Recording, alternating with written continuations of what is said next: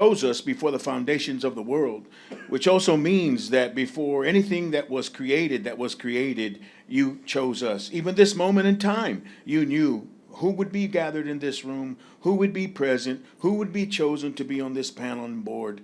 And I'm grateful to you because they're here by your divine appointment. Lord, I pray today, the scripture says, blessed be the Lord who daily loads us up with benefits, the God of our salvation. I pray for everyone in this room that they would be blessed abundantly and above all more than they can ask or think. In Jesus' name I ask you to do all these things. Amen. Amen. Thank you. Pledge allegiance to the flag of the United States of America and to the republic for which it stands, one nation, under God, indivisible, with liberty and justice for all. Honor the Texas flag. I pledge allegiance to thee, Texas, one state, under God, one and indivisible. Thank you. You may be seated.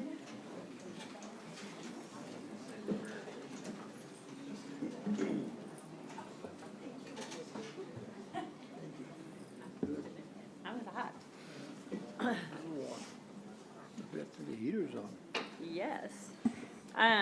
It is Wednesday, November the 15th. It is 9:08, and we have all members of the Commissioners Court present. We are in the Nueces County Courthouse at 901 Leopard, and I will certify we have a quorum. Moving on to item D, announcement on disclosures of conflicts of interest. If any member has an announcement or wishes to disclose that right now, you can also do that when the item comes up if there's something you fail to bring up. Being none, we'll move on to item E, in recognition of Marcial Martinez Jr.'s 30 years of service with Nueces County. I think, hello. Hello. 30 years already? 30 years, pretty awesome. Yes. Good morning, ladies and gentlemen. Today I stand before you to bid a farewell to a career that has spanned over 30 years in law enforcement. It has been an honor and a privilege to serve the people of Nueces County. I have had the opportunity to work. Can you speak in the Okay, microphone? Sorry. I have the opportunity to work alongside some of the most dedicated, skilled men and women in law enforcement. I thank each one of them for their guidance and support through the years. To my family, thank you for your love, support, and allowing me to do what I love. I look forward to the new chapter in my life and will always remember the amazing people who enable me to live out my dreams in law enforcement. Thank you. Thank you, and we are so grateful. I was speaking to your mother, and I understand she retired from Nueces County as well. We are very pleased with your family and your contributions to the county. We have a symbolic watch. It hasn't been engraved, so I want to take a picture with you, and we have a certification for you. So if you'll come up front, we would love to get a photo. If you'd like your parents to come too, we would.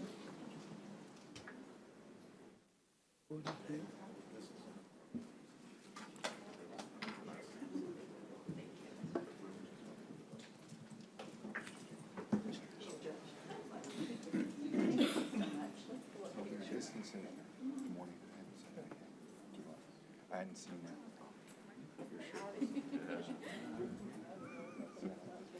I had a purple shirt too, but I couldn't find it. I should have worn my purple jacket. I just thought about that.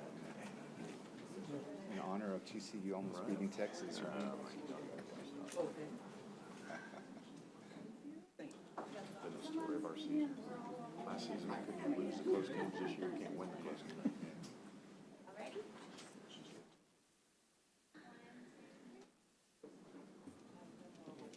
1, 2, 3.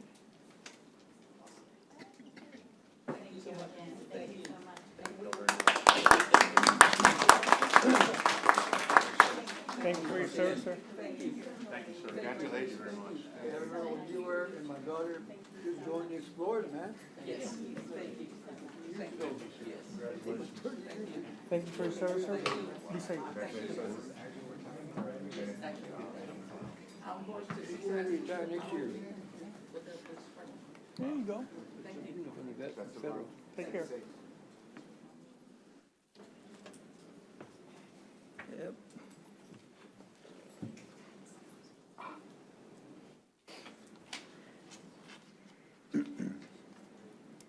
And item F1, in recognition of World Prematurity Day, and I believe Peyton's going to read that.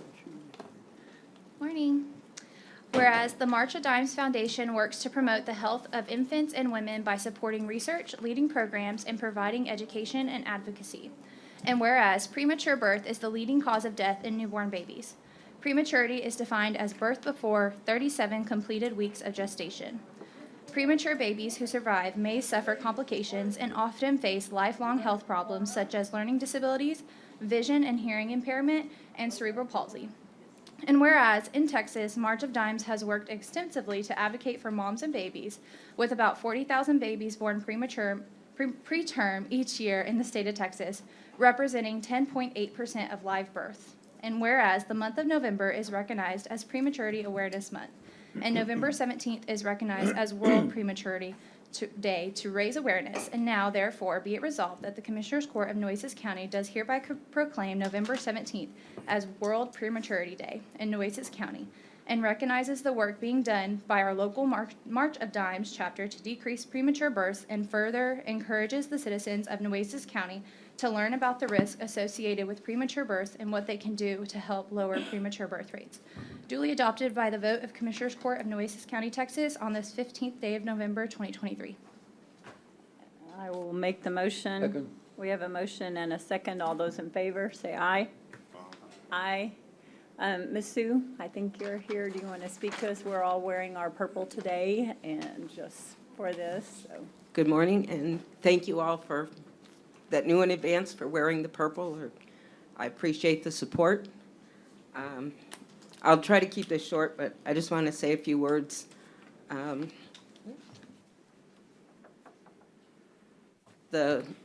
Anybody that's known me for more than 10 minutes knows that I'm an avid supporter of March of Dimes. I have been for over 25 years. And unfortunately, we no longer have a local office and a local walk each year, but I still, you'll see me in the springtime wearing my little earrings and asking for donations and doing my raffles, all that different stuff. Prematurity is defined as any being born before 37 weeks. A late preterm is between 34 and 36 weeks. Very preterm is at or below 32 weeks. And extremely preterm is at or below 28 weeks. There's now another category, excuse me, which is a micropreemie. And that is a baby who is born weighing less than 1 pound, 12 ounces, or before 26 weeks. The March of Dimes, we may all know, is created in 1938. Original purpose was to find the cures for polio, which was done. The next mission was to help fight birth defects and infant mortality. And then the shift has been, the momentum has kind of shifted to healthy pregnancies. And about 20 years ago, the main focus, a lot of the focus came to the prematurity. This is the size of a normal newborn diaper. This one is for a preemie. And this one, oh, I'm sorry, that's my gift card. This is for a micropreemie. This is for a baby is designed for a baby that weighs 1.7 ounce or 1.7 pounds. Wow. And I kind of have mixed feelings about this one because I get sad thinking that babies are born this small, but it makes me good to know that they are being born, and how many of them actually survive. And whether it's directly or indirectly, probably everyone in here has been impacted by prematurity. And actually, I haven't myself, but I have friends, family that have had preemie babies, and they're all luckily doing very well. And it's with the support of the March of Dimes that so much of this has come about. So, and I Awesome. thank you for making the proclamation. And on Friday, the 17th, which is actually Prematurity Awareness, or World Prematurity Day, I would like to see if, again, everybody can wear some form of purple, if we can turn the county purple for the day. Perfect. Thank you very much. Thank you for all of your years of contributions to this worthy cause, too. Yes, we And- appreciate it. and I do have I had a preemie great-grandbaby that was Okay. born, so we are very thankful for all of the work and research and doctors and everyone, yes. And Dale can attest that I have the office very well trained, because people come in and they see my little things related to March of Dimes, and if they ask a question, somebody will inevitably answer, "It's for the babies." Very true. Well, thank you, and we have this for you. I think it needs to be signed by one more person, but did Okay. you want to do a photo with us too, Sue, or? Yeah. I mean, you're more than welcome. I just don't want to feel like we have to, so. I hate asking, do you want to do a photo? You just sign it.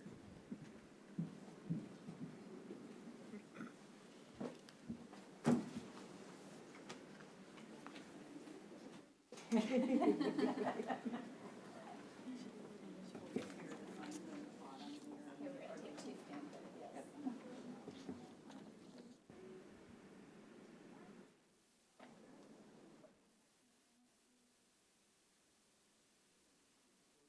you for all you do. Thank you, ma'am. Thank you. Thank you very much. Thank you. And you'll all see me again in spring when I'm starting the Come back anytime, you're welcome. actual push. Our doors are open. Our doors are open. Okay, we're moving into public comment. I saw several people come in. If you didn't get a chance to sign in, I'm going to ask if anybody else wants to speak, and we'll add you to the list later. Joe Ortiz, if you will come, you have 3 minutes. We cannot respond. And if you will state your name and address when you get to the podium, please. Good morning. My name is Joe Ortiz. I live at 2505 Presa. I'm coming here, first of all, I came here time ago asking for you all to be more creative in the way you obtain funds. And one of them was the plating, Nueces County plating. Well, I came to find out that one of your commissioners brought this up, but another one contradicted it, saying that the Builders Association, he got in contact with the Builders Association, saying that that wasn't true. But this is what we need. We need to find out if what we're saying is really true, because this was investigated and found out that Nueces County is not getting paid by the city in the way they're doing the planting. That's a lot of money. That's millions of dollars that the county could be getting from the city. Now, it's important because your taxes are not going to be as high if you get more money. We have a shortfall we thought we had a shortfall of money last year, but let's keep up and find out ways of getting money, and creative ways in order for the citizens of Nueces County not to be taxed as much. And who knows, by getting those millions of dollars from the planting, you could hire 3 or 4 more county officers to keep, crime down in Nueces County. One other thing, I've had several phone calls from District 3 or Precinct 3 about Las Colonias. People are complaining about the drainage in Las Colonias. They need help. And they said that they keep calling here in Nueces County, and nothing's been done, or they won't return phone calls. So I'm asking you all, as county commissioners, county judge, to please respond to the people that really need the help. Y'all all they got in order to maintain drainage and water, fresh water from the county. So that's all I'm asking, is please return the phone calls in my district, which is in precinct 3. Thank you, ma'am. Thank you. Craig Peterson? All right. Good morning. My name is Dr. Craig Peterson. I live at 15630 Gypsy Street. I'm one of the faculty members with the Christus Spahn Emergency Medicine Program. First and foremost, I would like to take this opportunity to express my appreciation for the support we have received from the community. It has been incredibly moving to hear patients, family members, physicians, and nursing colleagues, and others speak on our support. I also wish to express sincere thanks to our mayor and all members of City Council for giving us an audience. We were inexperienced and may or may not have applauded when we shouldn't have, but you were gracious nonetheless. Next, I can't speak highly enough of the support we received from Judge Scott and the Commissioner's Court. You've truly gone above and beyond. Some commissioners have gone so far as to attend and even speak in public comment side by side with us. You've been excellent representatives of your constituency. To the NCHD board, I am very grateful for the care and attention you've paid to this issue. You moved quickly and decisively. Thank you for taking action. As grateful as I am for all of you and your efforts on our behalf, I'm concerned that the tentative agreement between Christus Spahn and the NCHD that provides funding for the next 5 years will not be enough to ensure long-term survival, let alone success of the residency program. It takes 36 months for a resident to complete training, and each fall we recruit medical students for the following summer. Effectively, this is a 48-month cycle. In the fall of 2024, we will be recruiting the class of 2028, and when that class is in their final year, the interns at that time will not have funding. Practically speaking, a 5-year extension only delays the residency phase-out by 1 year, and at a cost of $18 million in addition to the funding Spahn already receives. We will not be able to recruit residents in good faith to a program that will not exist for the duration of their training. We will see staffing shortfalls, and many residents training at that time will transfer to other programs.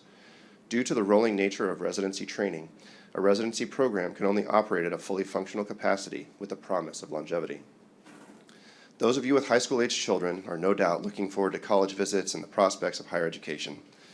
If your high school sophomore, class of 2026, was set on attending A&M or UT, but degrees at those institutions were only guaranteed through 2029, it would be irresponsible as a parent to support your child's choice of a school, knowing that they would have to transfer before completing their degree, no matter how storied the institution is.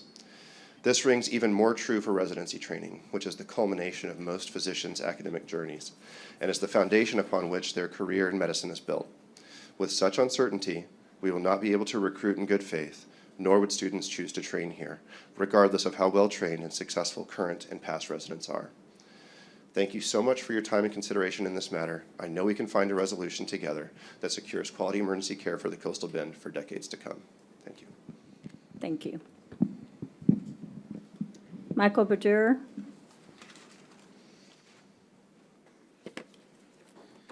My name is Michael Brodeur, 15729 Escapade Street. Good morning, County Commissioners. My name is Michael Brodeur. I'm one of the core teaching faculty at the ER residency program. I come here today first to say thank you. Thank you for hearing the outcry from our faculty, residents, and community over the announced closure of the only ER training program in the Coastal Bend. I have read with great interest the news of NCHD funding that would allow our program to continue for another 5 years. I heard about this through the local news. 5 years of funding sounds wonderful to a program that received word just over a month ago of a phase-out, which practically speaking amounts to a closure next year. I do have a concern. My fear is implementation of a plan that doesn't achieve what you may have been led to believe it would, and at great expense to the taxpayers of the county. As reported on local news, for $18 million, the program would be saved for 5 more years. But I'm concerned that the program would not be saved for necessarily even more than a year. And here's why. NCHD funding would begin for our 2024 to 2025 academic year, which starts in June. Next October, which is less than 1 year away, we would start recruiting and interviewing for our class of 2028. This class of 2028 would graduate in June of 2028 at the end of the 4th year of NCHD funding. This class of 2028 would be third-year residents that year. The problem is that first-year residents in that 2027 to 2028 year would not have guaranteed funding to finish their training. And that means that no incoming first-year resident would choose to train at our program.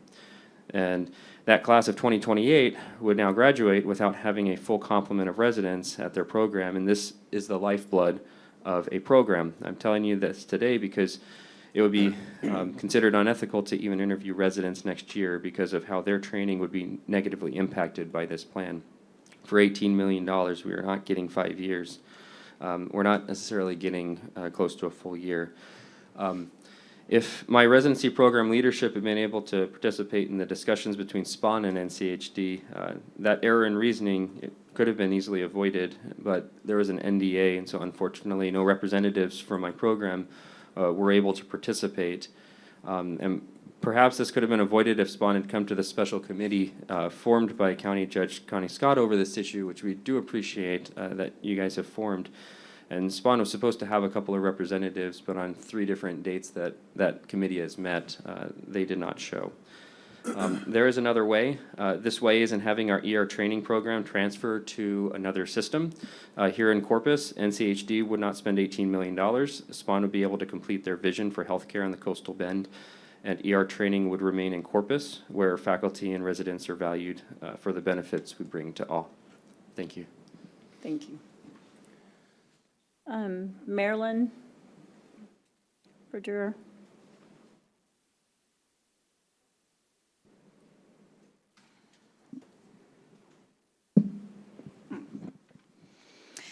Good morning, Judge Scott and commissioners. I'm Marilyn Brodeur. I'm the dentist who's married to Dr. Michael Brodeur, and we're at the same address. I'd like to review 4 additional data points that have emerged since we last came and a promising solution. Wednesday last week, SPAN agreed to 5 years of NCHD funding for $18 million. I assume that 5 years was the longest term that the NCHD could negotiate. And as you just heard, unfortunately, this only kicks the can down the road until October of next year. This data point reaffirms what we already know, and that is that SPAN doesn't really want an EM residency program. Data point number 2. Yesterday, SPAN announced conference spaces used to teach residents wouldn't be available from now until March 31st. They need it for computer training. I can distribute this memo if desired. Again, the residency staff wasn't consulted ahead of time to find a solution. Classroom teaching is a requirement of academic training, and SPAN is just not committed to academic training. Again, it appears from their actions that they don't want this residency. Data point number 3, HCA publicly announced yesterday at the NCHD meeting that they would be a willing home for this program. From what I understand, they would not need ongoing yearly funding, perhaps some capital improvement funds to properly house the program. This would be much less than $18 million. More importantly, the program could continue on without a time limit on funding. HCA is willing to put a ring on it. Faculty, and data point number 4, faculty have confirmed with ACGME that program transfers are indeed allowed between hospitals. The ACGME is the accrediting body that gives their stamp of approval on residencies. They simply require for both systems to sign some forms, and then, bloop, a program can move. From these 4 data points, a promising solution emerges, and everyone can win. I will ask this court today what I asked the NCHD yesterday. Can we negotiate a transfer of this program from SPAN to HCA? Can SPAN be released from their contractual obligation for 2 residencies if they agree to a transfer? Can we make this long-term solution happen? SPAN wins because they don't have to keep a program they don't want. HCA wins because they can receive a program they do want. Our residents win because their training is safe. The county and NCHD win. This frees up millions of dollars to use elsewhere. And most importantly, our community wins because we can keep world-class emergency medical care. I realize that this is a big ask. Adding an additional party to negotiations is harder in the short run. However, I believe we can figure this out, and maybe we can all celebrate at a Hooks game when this is over. Thank you. Thank you. Juan Ramirez.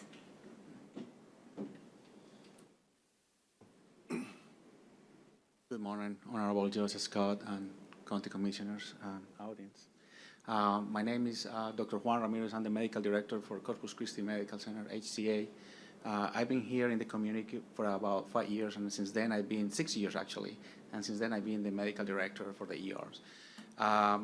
Just to start, I'm going to be brief. I know everybody has things to do today, but just to start, even though the residency program belongs to Spawn Shoreline, that is not my hospital, we still have a lot of benefits from. Speak into the microphone, yes. Even though the residency program doesn't belong to our hospital, HCA, it belongs to Spawn, we still have a great benefits from the residents because every year I get some of the residents coming to work for me on full-time or PRN status. And also now the residents are coming to work as moonlighters in the freestanding ERs since we don't have enough doctors in the community. So that's a lifesaver for us and somehow supports our system. So the residency program is not only an asset for the hospital, but it's an asset for the community regardless where they are. So that's something that has to be very clear, that the residency is needed and not only benefit one system, it benefits both systems, therefore benefits the whole community. I wanted to make that clear. I know going through Katrina, I was trained in New Orleans, in LSU New Orleans, and I went through Katrina. And I know how hard it is to be out of program or feeling the program being threatened for whatever reason it happened. I lived through that. I had to live under the bridge of Baton Rouge for 6 months in a ferry just to be able to get my rotations and where to live because there was no place to live. And it was a different situation that is right now, but it is something comparable with the horrible feeling of not having a home. That's why I show a lot of sympathy with the situation and what we're going through all this process. With that being said, our CEO confirmed yesterday that he's willing to work with the Spawn Shoreline leadership. He's willing to work with the Nueces County Medical District and all the parties involved on how a transition. That's basically what we want to say. We want to make sure that we're here, and whatever the decision is made, we will support either way. I personally believe that the program is strong. I personally have supervised the residents coming from the program, and I personally have given letters of recommendations when they move up in the ladder for future training or for better hospitals or going out of town. Thank you very much. Thank you. Veronica Wilson.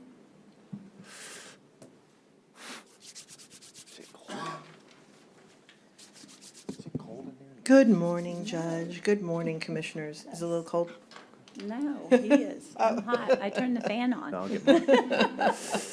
Put your jacket on. Good morning, y'all. I'm Veronica Wilson. I live at 19 Great Lakes Drive, and today I want to speak to Spawn and the NCHD meeting later today regarding the possibility of the hospital district approving the emergency residency program support term sheet to serve as the basis for the future agreement with Spawn relating to the ER residency program.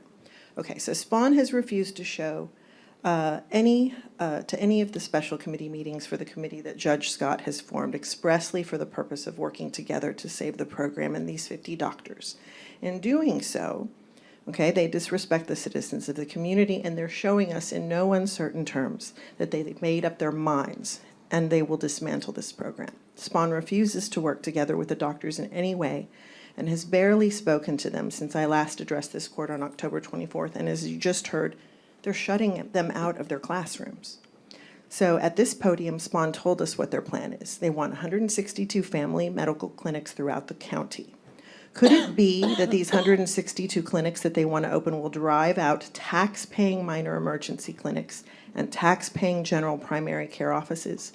When SPAWN opens the 162 clinics, those clinics will not be paying property taxes. They'll have a leg up on everyone else who does pay taxes. So to recap, SPAWN proposes to shut down the program in 3 years. Then we, the community, counter with, no, please don't do that. Now SPAWN's counteroffer is to shut down the programs in 5 years, but we pay them to do it. The numbers I'm hearing are 18 million to 21.25 million. They are literally asking us for a bonus check to destroy the program. A bonus check that they could possibly use to build these 162 clinics and could put all the tax-paying general practitioner offices and ER clinics out of business. Please, if the hospital district cannot see what we all see, please step in and stop this from happening. Get this residency program into a place that wants them, HCA wants them, and help them until we can find a more permanent solution. Thank you so much. Y'all have a great day. Thank you. David Gilmore.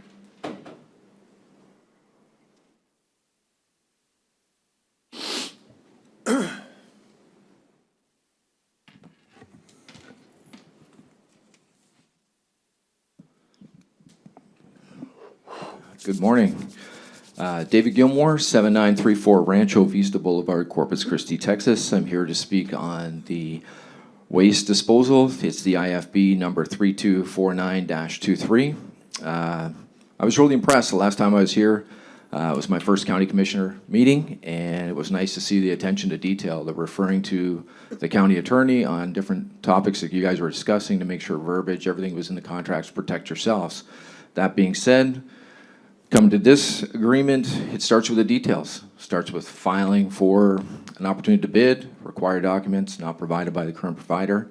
And here we are again. I'm going around visiting the different apartments with the containers. I've shown you guys the videos and the pictures of the 2 compactors. The second one, and both have been pulled now. Went down there today to check on the compactor to see still no safety switch on that. The door still is open and runs. It is not leaking this time, but thank God they got that trusty broom up there to push that door open to hold it open so the wind doesn't catch it and your employees can load it. You know, these are the attentions to details that should have been taken care of by the provider that's doing it for you guys now. This is what Republic stands for. We have 3 brand pillars. Safety. We're going to make sure that things are done safely for our employees and for your employees. Reliability. We're going to say, we're going to do what we say. We're going to make sure that everything's done the correct way. And then we got environmental responsible. You can't have leaks going down the sewers, the drains. I mean, these are very important to Republic Services, and that's what's going to separate us. It's a $730 difference between the contracts that right now that you guys are paying to what it would be with us. I've never seen a contract or a bid go down in 3 years, but it's pretty evident why you can get things done cheaply if no one's monitoring the safety and the environmental and just being reliable, saying they're going to do what they're going to do. So I implore you guys today to take that into account before you make your decision.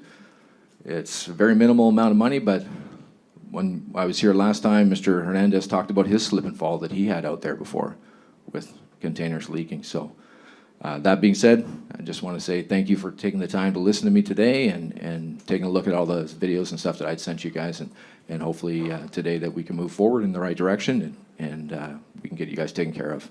Thank you very much. Thank you. Is there anyone that came in later that wishes to speak? That, yes, if you would go up to the podium and state your name and address, please.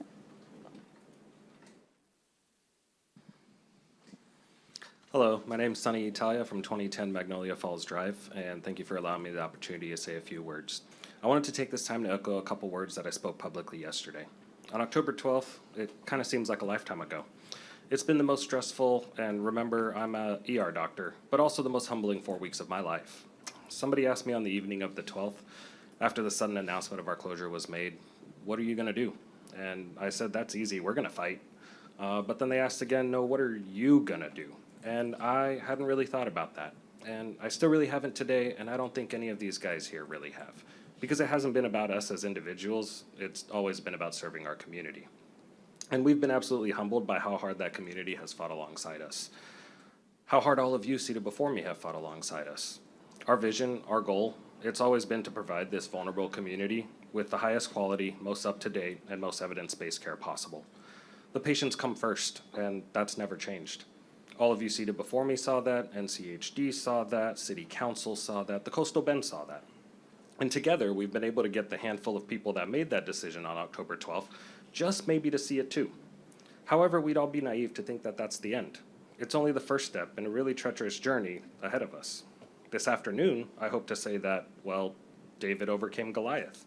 That our small group of ER doctors, with the immeasurable help of the Commissioner's Court in this community, overcame that giant of a decision that Spawn made on October 12th to close a residency. I won't be able to say that we've overcome if it's only temporary, though. How do I ever feel safe again with a deadline on my livelihood? But more importantly, how could I ever instill faith in my patients and in my community, knowing there's a deadline on their access to quality care? And I'm not only speaking about emergency care. My wife is a local family doctor. She's fellowship trained in geriatrics, which means her specialty is our extremely vulnerable elderly population. She's the only physician in her clinic, and that isn't by design. That's because it's already so difficult to recruit physicians of all specialties to the Coastal Bend. She manages over 2,000 patients in the community by herself, and she is the only access to care that they have.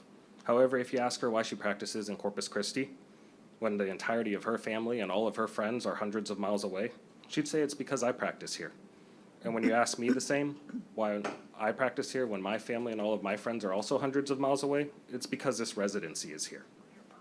Putting a deadline on the residency puts a deadline on me being here, which puts a deadline on her being here, which then puts a deadline on over 2,000 vulnerable elderly patients' access to care in our community.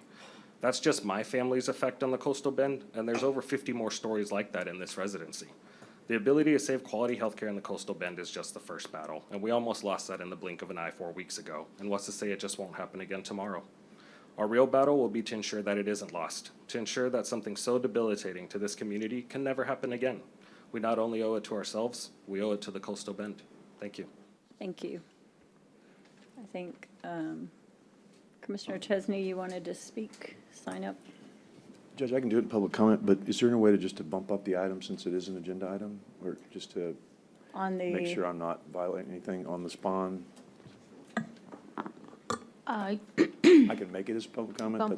I would bump up the item as you wouldn't want to. I thought Johnny Hip wanted to come at 3:30. I know we'd have to bring it back again too. I can just make a public comment. I just want to make Just sure. make a public comment if we're Okay. going to bring it back Okay, that's anyway, fine. because we don't really have any. So will you sign me up for Yeah, public comment? I've got you on here. Thank you very much. Yeah. I appreciate it. I'd like to make a comment too, and Well, we'll bring it up. You can bring up the item twice. Bring it up at this time and then later after the meeting. What's the item However you number? want to do it. Look, I'll tell you, my thought is, our public comment is when an agenda item is before us. We are not citizens. Citizens have that right. I don't think us as elected officials should be taking time out in public comment to speak on any issue, because that, in my opinion, averts the open meetings requirement that we are bound by law to follow. So I would suggest that we push this item up, because I think we all want to weigh in. And we know that the doctors have 2 meetings to split to amongst all the rounds and everything else that they have to do. So I'd like to see it moved up. Okay, I will move up, and if somebody that is all of They can get a hold of the, Johnny and get him here quickly. I don't know. he Johnny has- he can't come until They after. have a meeting scheduled for today, And he's and been he will be able to report after that meeting what happens at that meeting. He needed to have his meeting first. He let us know last night. That's why we were going to do it later. Well, he doesn't have to be here, but I think he should be listening in at He least. probably is. He Or he's- probably is, so. yeah. Hopefully. So if there's no one else who wishes to speak on public comment, yes, please, yes. Good morning. My name is Dr. Carl Sorrell. I'm actually here to represent the Nueces County Medical Society. I just want to kind of read a very brief statement from the society. The Nueces County Medical Society is in support of the longevity and security of the emergency medical residency program. The society recognizes the critical importance of emergency medicine residency program in the training and productivity of highly skilled emergency physicians, and also recognizes Nueces County Hospital District in its vital role that it has played in ensuring the health and well-being of the Nueces County residents and in indigent care. Also recognizing that NCHD is paramount for sustaining high-quality emergency medical care in Nueces County. The Nueces County Medical Society urges the Commission, as well as the hospital district, to take the following actions. One, allocate and secure sufficient long-term funding for the emergency medicine residency program to ensure its sustained operation and growth so that they may continue to serve the residents and of Nueces County and in indigent care and the surrounding rural areas. Two, that encourage the collaboration with Christus Health to identify opportunities to develop a long-term agreement to ensure continuous improvement and longevity of the emergency residency program. And three, if an agreement cannot be, long-term agreement cannot be reached with Christus Health, that there be collaboration with other healthcare entities willing to provide a long-term solution, including transferring the program to other hospital systems. Be it further resolved from the Nueces County Medical Society pledges its ongoing support and collaboration with the Nueces County Hospital District and the Commission to achieve the goals outlined. And we look forward to your cooperation and your support. Thank you. Thank you. Thank you all for being here this morning. If there are no others wishing to speak on public comment, I will go ahead and bring up 3A2, regular agenda item, receive an update from the Nueces County Hospital District relating to the emergency medicine residency program, and Jenny and I both talked to them last night. They were wanting to do this possibly at 3:30 this afternoon, so we were going to bring it up late. I do agree with Mr. Hipp that he needs to present to his board before he comes in and presents to us and their discussions from y'all's meetings. So he in no way, shape, or form is not wanting to be here. He just has protocols to follow as well. So Commissioner Chesney, if you want to. Thank you, Judge. Let me start by saying and echoing some of the comments that the doctors have so eloquently made today. Thank you to the Hospital District Board for jumping on this. I'm sorry, I am cold. I'm chattering up here. I don't know why. But we wouldn't be in this position were it not for the help of the Hospital District, and they have always been a great partner for Nueces County, and they have really stepped up. Commissioner Matas and I have spent countless hours at the request of the Judge Scott by creating this committee in working with the doctors, the Hospital District Board. Johnny's been there. Karen Urban's been there. We've gone back and forth on this. And, you know, we really felt at the time that the Hospital District had come up with something that we all had asked for. Go back to SPAWN and see if SPAWN would be willing to keep this, right? That would be the easiest way to start. Then we all got to a point where we felt like, and I'm not trying to speak collectively, but if I'm not doing it right, someone will correct me, that I got to the point where I felt like we were trying to put a square peg into a round hole because SPAWN didn't want the program. And that's not a critique of SPAWN. It's just they've gone a different direction in a corporate manner than HCA has. So I don't want my comments to be taken negatively about SPAWN at all. They just have made a business decision that this is not what's best for their business. And HCA has made a business decision that this is what's best for their business. Therefore, the feeling in the room, Judge, and the committee was we would rather, you know, this go to HCA. Now, again, SPAWN didn't come to those meetings, and that again is not a critique. That's just a fact. As I went back and forth with the doctors on this is a high risk change at this particular time in the deal, and said, look, I've made a lot of sausage in my public service career, and this is definitely some of the most interesting sausage that I've made. And to get to a point where we actually had had discussions with HCA, and then, you know, Johnny came back and said, guess what? SPAWN took, you know, the deal that we proposed, which was surprising to everybody. And thanks to SPAWN for doing that, for coming back to the table and responding as such. That said, you know, I have to believe and support, as I've done from the beginning, what these doctors are recommending, because I believe that they know what's best for this community in regards to the program and taking care of their patients. I'm not a doctor, I'm not in this. I've learned a lot about this, and I appreciate, I still don't know all the acronyms and terminology, but I definitely have listened and learned, and it's been a fascinating experience. But at this point, you know, my request to the hospital district publicly would be to consider tabling this recommendation. And this is at the doctor's request, and I want to make that very clear, because this, as I've said to them, this could blow up the whole thing. This is a high-risk, high-reward ask at the last minute. So I'm saying this to y'all as you're sitting in this room and you're all nodding your heads in agreement. I want to make sure that's it, because it's a big ask, because the hospital district and SPON are this close, working on contracts. And we're saying, all right, we need to shift again, because it is a big financial request. HCA is not making that financial request. They're saying, we want this, we'll take this, we'll need some transition money.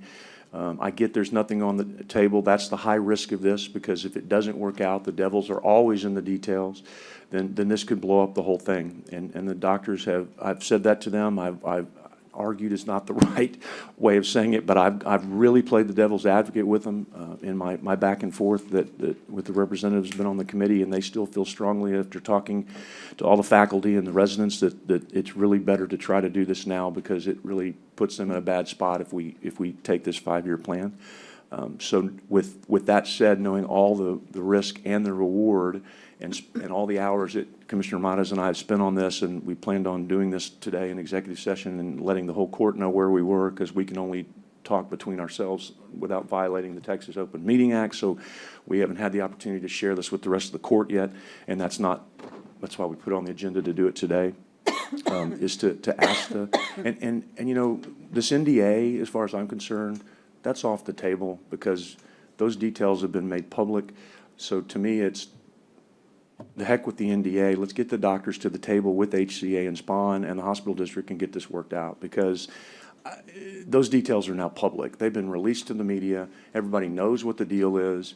Everybody knows what the proposal is. So if that NDA has been breached, or it's been forgiven, or it's been released, or whatever the case may be, at this point, I think if we could get SPON and HCA and the doctors to the table with the hospital district, I think this could be worked out, because if SPON doesn't want it, there's no shame in that. That's fine. Nobody's going to shame you for not keeping a program that, if you've made a corporate decision to go another direction, let it go. All we're asking is then for the hospital district to table it, see if SPON and HCA and the doctors can get to the table, work this out. Ask SPON just to transfer it over, because what I've learned is, apparently, Judge, it's a pretty easy process if SPON agrees to transfer it. And then let's not put the hospital district in the position of spending all that money if we don't have to, or spend it in a different way, because it's all going to indigent care, and it's all a justified expense. And I have no problem supporting the hospital district in that expense, because I think they're doing it for the right reasons, and they're doing it within their mission. But I understand what the doctors are saying is that, are we really buying enough time to keep this program alive? So Before you table, though. Pardon me? No. Before you No. table, I think I'm asking the Commissioner Matas- hospital okay, district, not okay. us. I want to keep ours on the Okay. agenda, because I want Johnny to come back and tell us. I'm asking that the hospital district consider, not us, that the hospital district consider tabling this proposal to bring everybody to the table that needs to be at the table, to try to save this program for the long term, not for a short-term fix, but for the long term. Because I still feel as strongly now as I did then, if we don't keep this program for the long term, if we don't keep these doctors in this community for the long term, we will lose them forever. It will be a traumatic effect on this community. We will lose 52 medical professionals in this community. That will hurt the indigent community the most. That will hurt the aging community the most. We can't do that. Statistics show that the indigent go to the emergency rooms more than anyone else does. So we have to keep these emergency doctors here, because this affects the poorest in our community the most. And I appreciate, again, I agree with what these doctors said. I so appreciate, Judge, you setting this committee up. I appreciate the time this court spent. I appreciate Mr. Matas. The hospital district has stepped up. HCA has stepped up. SPON's come back to the table. We're on the right track. we just may need to pivot a little bit. So that's, I'll stop, and I know Commissioner Monas wants to weigh in, others probably do as well, but I would hope that the hospital district has watched this and will consider this approach. Thank you. Commissioner Morris. Thank you, Judge. And when we talk non-disclosure agreements, NDAs, that's not something that we have entered into. That's something I think that the hospital district has entered into with the SPON system. And I agree with what Commissioner Chesney has said and the amount of time that we have spent. Monday, we spent a significant amount of time here meeting with the committee, which are represented by no fewer than two medical professionals, 2 doctors, 3 members of the Nueces County Health District, 2 members of Commissioners Court, and our community appointee, who has been amazing. Ms. Urban has been Karen. I can already hear her say, call me Karen. Karen has done in helping us connect on this issue.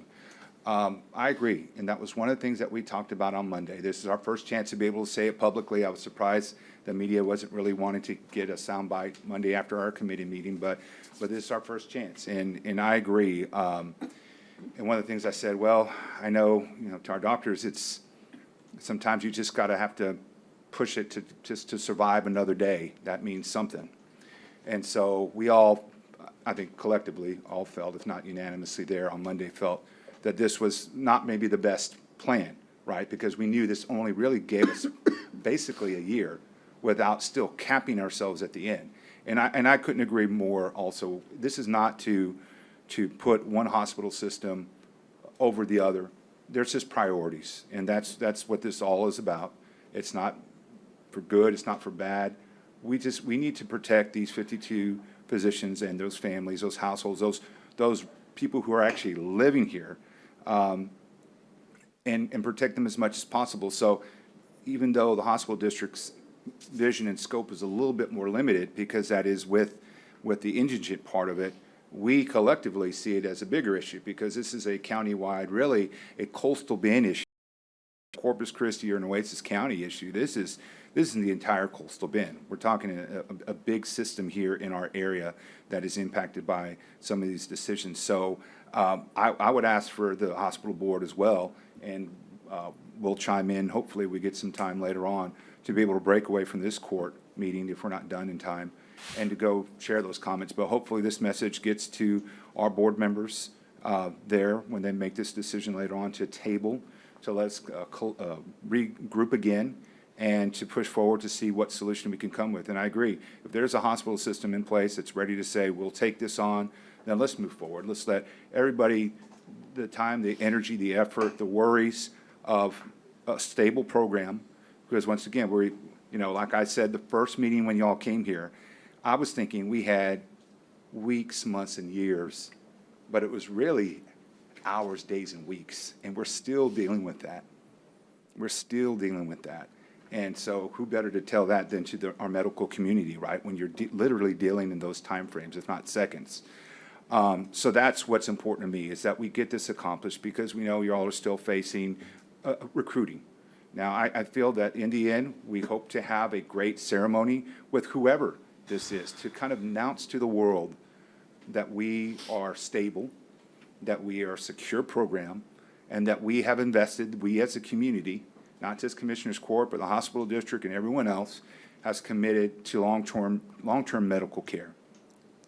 I want to make sure, though, that goes out, blast out to the world, so that all those doctors, when they're looking and weighing, where do I go, that we are still an option for them. I know that's so important for you, and that's one of the things that we have said time and time again that we have met. And so that is important for me. And so I would strongly encourage the hospital district to table this item, to let us regroup once again, and to be able to just have an honest conversation and say, if this is still 5 years down the line, we've punted this ball down basically only a year. That we're still going to be in this mix. We're still going to be with this issue. We even talked about that several times over during our committee meetings. Once again, if that's what we can get for now, we'll take it. But we agree. For the stability of you, for really just to keep you, you may want to say, hey, why would I want to stay here as an instructor, right? And to be able to stay here in a program that may not survive. So it's about keeping the people who are here, not only recruiting as well, but it's all combined together.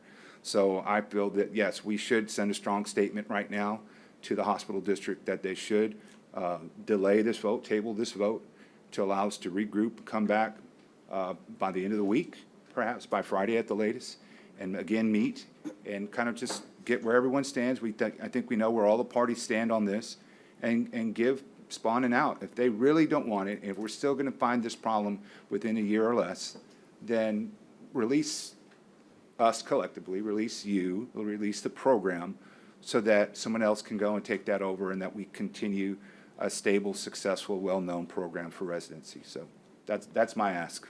Thank you, Judge. Any other commissioners wish to speak on this? Well, thank you all for being here again. I know your time is valuable, and we appreciate everything that you do. Yes. We'll bring this back up. Hopefully, if we're here at 3:30 this afternoon, if they get out of their meeting and can make it over, we'll try to bring it back up.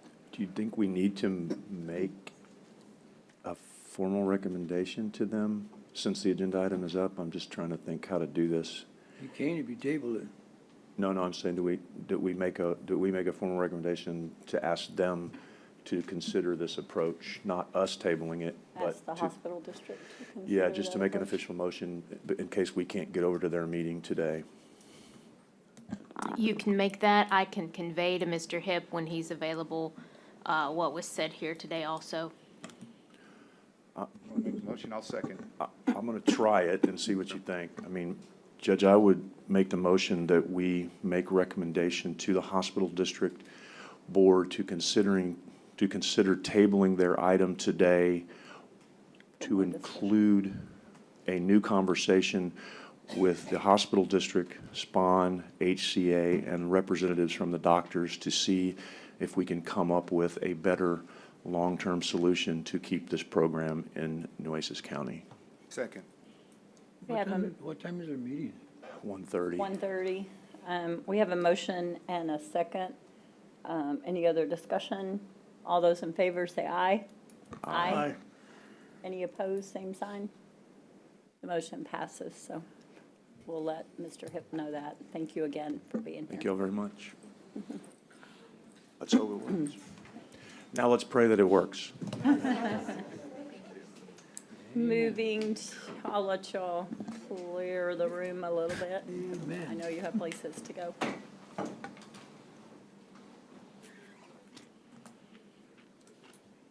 Just for those in attendance, if you have an item further down the agenda, we will be breaking today at about 11:15 for a recess. There are several of us that are going to attend the State of the Port luncheon. But then we'll be back as soon as that is over, 1:15-ish. And so if you're if we don't get to you before then, just an FYI. Item H1, the Nueces County Airport Advisory Board. Precinct 3 had one letter of intent from the incumbent, and that is Robert Gonzalez. Bobby, Jess Gonzalez? Yes. So moved. And we have a motion to reappoint. Do we have a second? Second. We have a motion and a second. All those in favor, say aye. Aye. Aye. Any opposed, same sign. And I would need a motion to reopen for applications for precinct 1, 2, and 4. I'll make the motion. Second. We have a motion and a second to reopen for applications because there were none received. We have a motion and a second. All those in favor say aye. Aye. Precinct 1, 2, and 4. The motion passes.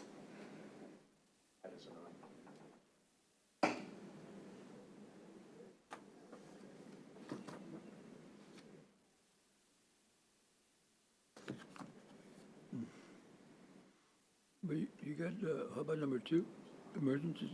H2 for the Nueces County Emergency Services District 6. It is a partial term that will expire December the 31st, 2024. And one application was received from Marilyn Morby. Morby.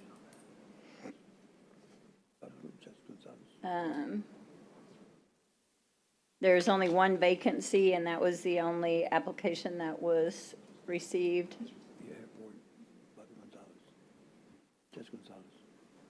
Can I, On I'm the sorry. airport advisory, yes. Yeah, there was a yes next to my appointee for Commissioner 4, but I don't know that she was a yes. So I don't know what y'all did. I had to go to the bathroom. I apologize. We're gonna open those back up One, or two, bring them Okay, back for okay. the 1, 2, and 4. precinct 1, 2, and 4, yes. Okay, right. Then Only if- precinct 3. If I can be a yes on that, then to Yes. bring it back, I just want to make sure. Yes. Thank you. Sorry about that. And the Nueces County Emergency Services District Number 6, there is one vacancy and one applicant. So we have a motion to accept and a second for Marilyn Morby. All those in favor say aye. Aye. Aye. Any opposed, same sign. The motion passes. Moving on to the consent agenda. Does any commissioner have any items they wish to pull from the consent agenda for further discussion? I'll give you a second to look through those.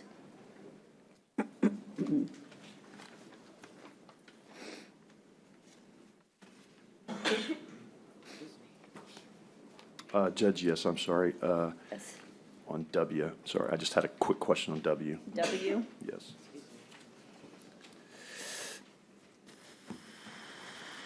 Why? What?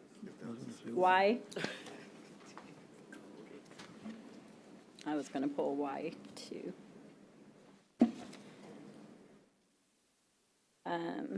Any other? I only had a question on why, just for some clarification, Wait, Judge. yes. Is there an update? I know this has kind of been a standing It's not. item, so. I think that's I didn't why I pulled it too, because I think Okay. we're gonna move it into the regular agenda. We're continuing to pass this without an update, so it shouldn't be on the consent when we don't pull it out. Thank you for the clarification. Yes, that was the reason I was pulling it as well. So I would accept a motion to pass the consent agenda excluding item W and Y. So moved. We have a motion. I'll second that motion. All those in favor, say aye. Aye. Aye. Any opposed, same sign. Item W. Did you pull that? Judge, I just had Oh, yes. just a question. It was just, hold on, I'm trying to get to it. My On the apologies. Animal Services Director, when we voted on the Animal Services Director, we interviewed her for Mr. Ramirez's job, and then when we voted on it in court and talked about it, we called her a director. We put director on it, and Job title. the job title is manager, not director, so it's just, then everything else stays the same. The pay scale is the same. We just talked about director instead of manager. Well, okay, the pay scale on the backup seems to go up, but that was my question, was it says she was hired at a pay group 2101, but I don't know, and then it says, Mr. and Soleil, it you should want have to been come up? 2701, so that was my She question. was temporary. I think he's going back to the original when we voted on That's this all I was last. asking. It That- just changed from that temporary position to the full-time position, but the full-time position is the higher. But That's all I we was- already did that in the last meeting. Okay, that's all I was asking, Yes, is that what it was? Yes. And really, correct. But we- Melinda put the pay scale on there, but it was, nothing was changing but the name thing on it, so, Okay, so yeah. we've already already increased her done to the this. 2701. This is just title, even though it talks about the 2701 in here? Yes. Okay, that's all I had. That's fine. Motion to pass. And it was budgeted at 27, yes. Yes. Do we have a motion and a second? Did you second that, Commissioner Gonzalez? All those in favor say aye. Aye. Aye. Any opposed, same sign. And I think we already talked about why there is no updates, so we won't have a motion to pass or anything, but we will in the future move that to the regular agenda because we have been passing this as if we have been receiving an update and we have not. So, yeah. Okay. So moved. To just Second. tabling it, or I guess. Just we should tabling it to Okay. the, yeah, I guess. I don't guess, is there a motion for that? I don't think we have to have a motion. We're not passing anything. I don't, yeah, however you want to do it. What's that? Well, we're moving from the consent agenda. We're just gonna note it as no action. No action, and we'll move it ourselves the next time, so, Yeah, because it said regard, if any, so Yeah. I just put it on the way Jenny told me to. okay. We are moving on to the regular agenda. Take a vote? I don't, Do we need a vote? I think you just, oh, a motion to table. Let's just do a table. so it's whatever y'all easier. want to do. Let's make it clean. Yeah. Brent had a motion, I'll second to table this. All those in favor, say aye. Aye. Aye. Any opposed, same sign. And Jenny, you want it on the regular agenda now, is what you're saying? I think it, Or I we think have the to judge pull has it. a good point. You can do it there. It's an update if any. There's no action needed. I But- mean, I just put it on the way Jenny told me to, so Well- if y'all want to put it somewhere else, then someone else just, I whatever. think Commissioner is probably better in a regular agenda, if you got an item or upgrade or something.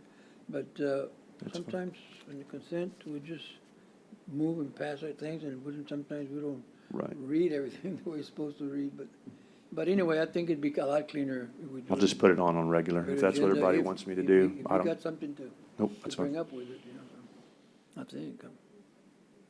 I guess. I just did it the way the county attorney told me to, but if y'all want to do it different, I'm happy to do it that way. My only thought process was, fine. we are passing an update that we didn't get. But it says if any, Yes. that's why Jenny put the If if you any. get one, but it's still, I- we're passing something we didn't get. I'm not arguing Yeah. over it. I did it the way the county attorney told me to. That, if you want me to do it different, Judge, and that's what the court wants, I'm happy to accommodate. Okay, it has Okay. already been done All and in favor? moved, so we're good. Yep. All in favor? 3A1, receive presentation from Barisi Village on proposed tax increment refinance zone, TERS. Heather, yes, hello. I Hi. saw you in the back there a while ago. Yeah, I knew yeah. you were here. Commissioner Court, hi, Heather Hurlbert. I'm assistant, I'm sorry? Yes, that it would be it, thank you. I'm Assistant City Manager with the City of Corpus Christi. What I am presenting to you today is actually what was presented to City Council. And it is a briefing on the request made by the developer for the creation of a TERS in support of the Barisi Village project.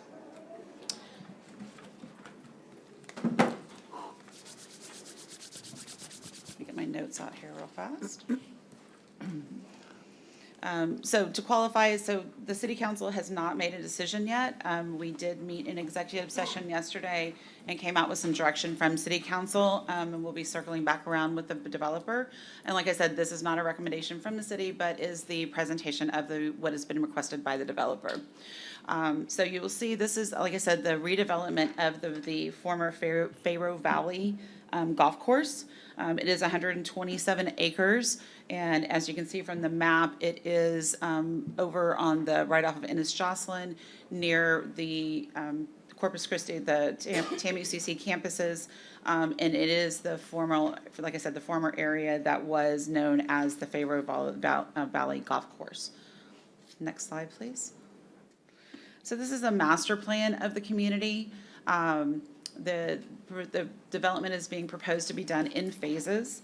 And so moving from the right side of the map to the left side of the map, you see that the majority of the development will be there on that kind of the right central area with canals and lakes and water features moving into where the golf course is. That'll be some future development on that golf course area with nature attributes, along with some sports courts and trails in that area. Next slide, please. So the proposed development is a village-type development. It includes plazas, bell towers, wedding chapel, event space.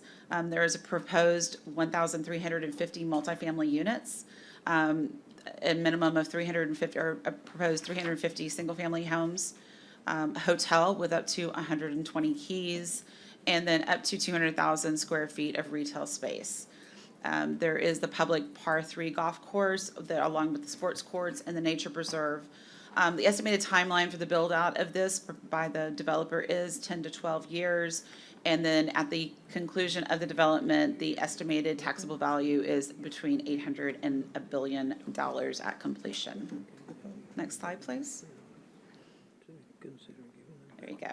So, looking at the phasing on this, like I said, if you start at the right side of the map, you have phase 1, moving into phase 2 as you move across to the left, then circling back around phase 3, phase 4, and then phase 5. These numbers on the map do represent the investment. We'll go into that a little bit more. Next slide.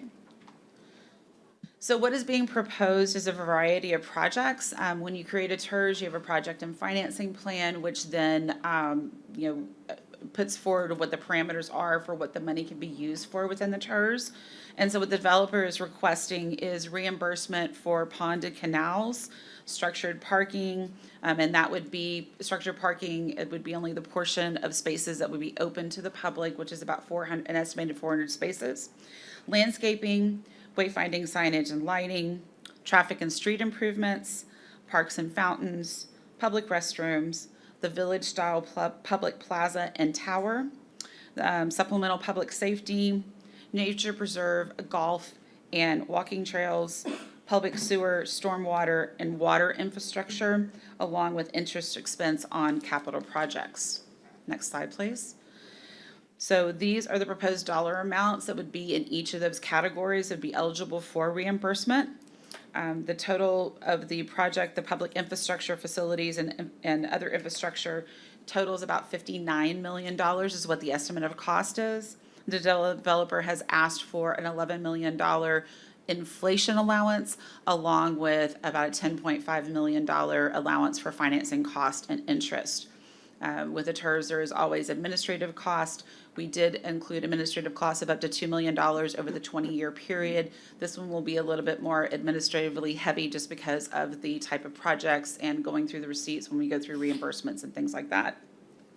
And so it's a total of almost $83 million worth of reimbursement is what's being requested by the developer. Next slide, please. So then going through the phases, this would be the phase 1, kind of going back to the, looking at that map that kind of went from the right to the left. So this would be the first phase. This does include a wedding chapel along with the hotel and some different spaces there. Next slide, please. And so within phase 1, there is a request of up to about $15.7 million in cost. And what would be accomplished within that first phase would be 345 multifamily units, 120 key room hotel, a restaurant of about 6,000 square feet, a retail space of about 15,000 square feet, and that'd be 2 separate retail spaces, parking garage with 400 spaces.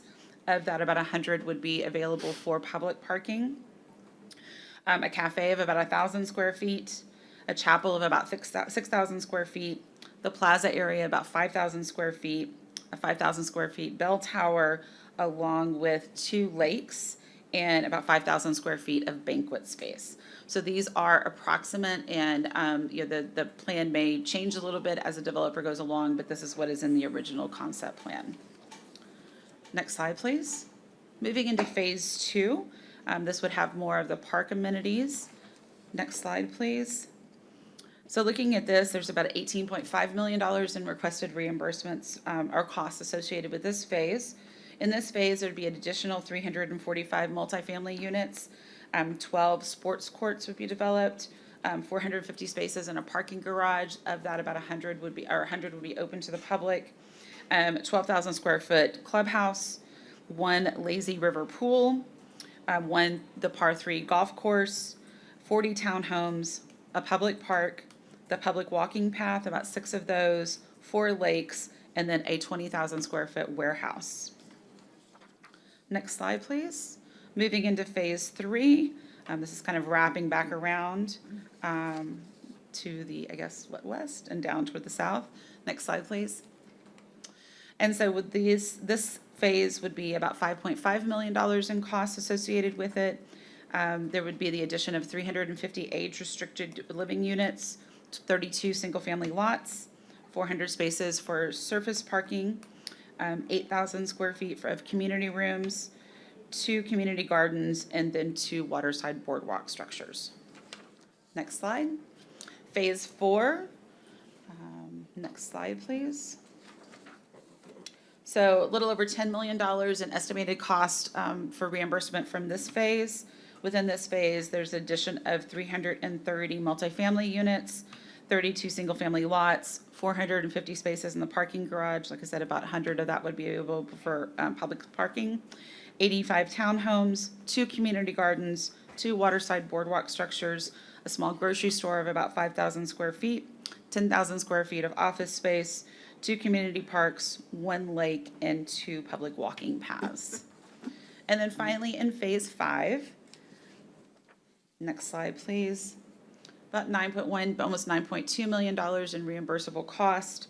And what would be built within this phase would be 330 multifamily units, 20,000 square feet of retail space, 450 parking spaces in the parking garage, of which about 100 would be open to the public, 85 townhomes, 1 community park, 2 waterside boardwalk structures, a plaza of about 5,000 square feet, and then executive offices of about 5,000 square feet. Next slide, please. And so what is being requested by the developer from the different taxing entities is, these are the dollar amounts. The first column there, that totals 81 million based off of the modeling, based off of the timelines that they assuming same tax rates. The TERS area would produce about $81 million from the 3 taxing entities. What the request is up to $85 million of reimbursement, with $44 million coming from the city of Corpus Christi, $21 million from Nueces County, and $20 million from Del Mar. In the next column over is the requested contribution. What is being requested is 95% of the increment of the taxes produced by the increment for the first 10 years, stepping down to 75% over the next 5 years, with 50% at the last, and then 3 years, and then finishing out at 25% for the last 2 years of the TERS. That calculates to an average contribution of about 67.8% of the taxes produced by the increment over the 20-year period. Next slide, please. So looking at the estimated captured values, the county is in the middle column there, or is of the 3 columns. And so looking at 100% tax revenue based off of the build-out schedule along with the assumed taxable values, the increment that will be created by the development over the 20-year period is about $29.4 million. What is being requested to be contributed is about 19 or about $20 million of that, which would allow for about $9.5 million to go into the general fund for general operations within the county. Next slide, please. So that does conclude my presentation. I'm available for any questions on the TERS portion of it, and I believe the developers are here to answer any specific questions on the actual development part.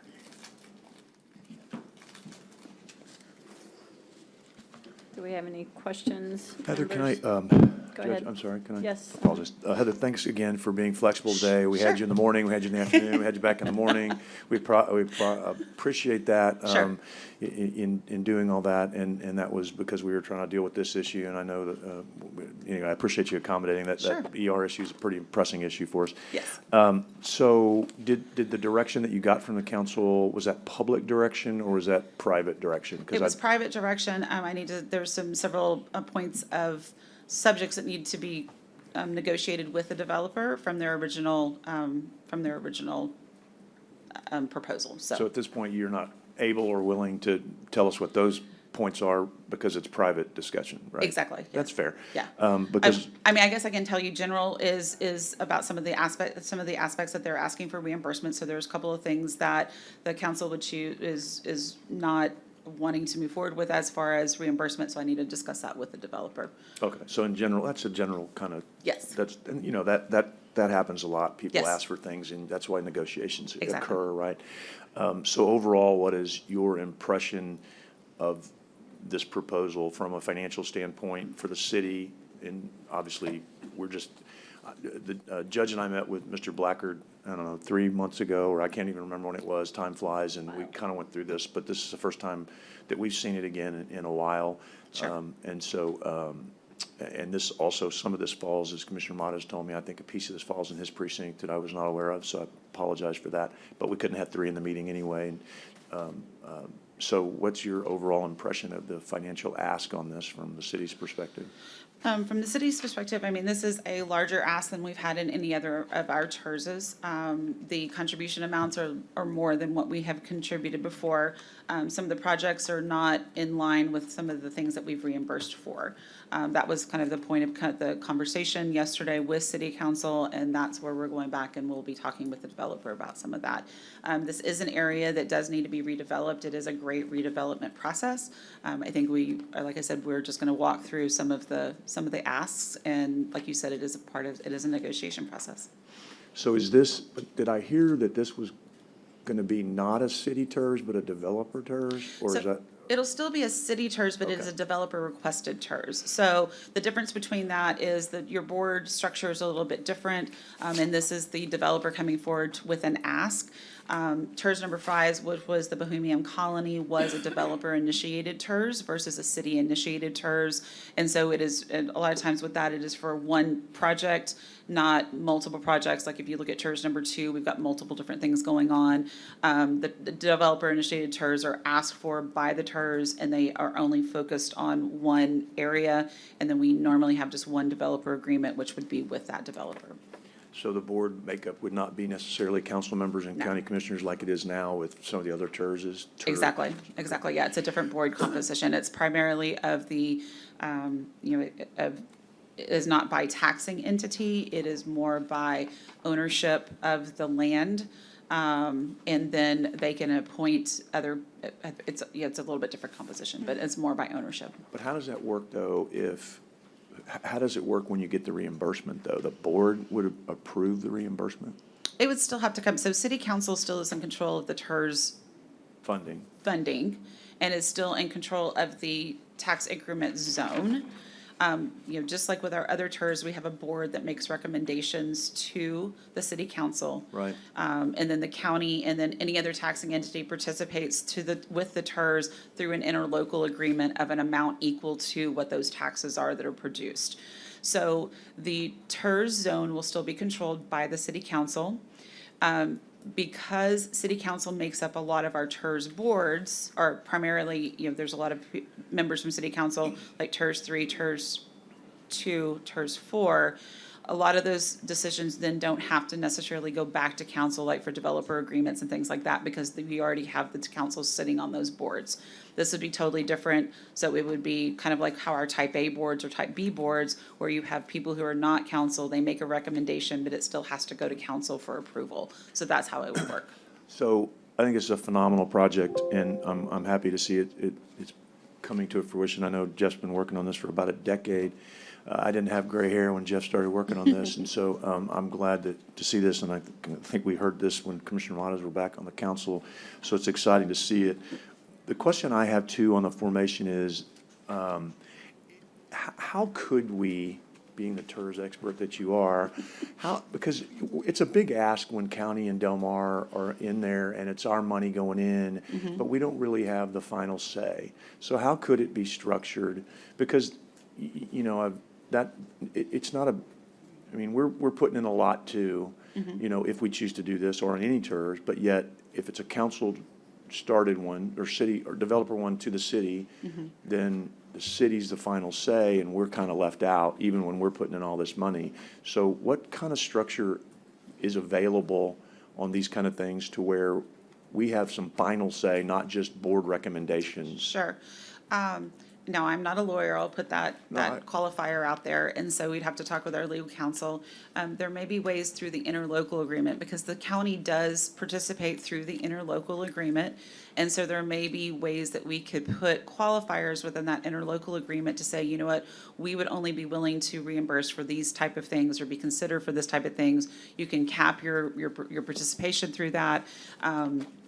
That's what I can think of right now, but like I said, there are people who are much more versed in law that may have other suggestions on how that might be able to be participating in. Obviously, we don't make decisions today because it's just a presentation so that everybody can digest and go back and do their stuff. But that's something that's, Jenny, that I'm going to point to you on, that I'm really interested in. Any TERS that come forward going forward, I think we ought to have more say, because we're putting a lot of money in this thing. So I don't know how that works legally or what the vehicle is, But if you can, look into some of that, and it may not, I don't know what the court's going to do on this TERS, but just in any TERS that we are looking at, because they're going to come up, and that Bohemian was an example. I think I'm not sure if we participated in that one or not. I You think we did, yes. did. And yet, I bet we didn't have that final say in that one either. So it just kind of actually just popped into my mind as I'm sitting here today going, it's great to be on that TERS board that I'm on, but I don't have final say, but the county's putting a lot of money in. So I think we ought to have participation in the final say.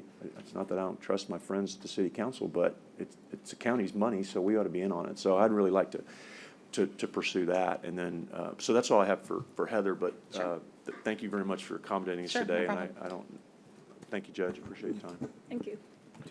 Yes, please. Oh, Heather, sorry. Don't leave. It's good to see you. Yes. So we were talking about this before court started, and actually, everything west of Nile is in my precinct. So basically, just the golf course, not any of the living or the other aspects of it, but a significant part. And I'm excited. I've been a personal fan about this. I know that there's been constituents on the dividing line between precinct 4 and precinct 3 as far as there's a mixed feelings, initially, right? Hopefully that's worked through over these years that this project has kind of been presented publicly.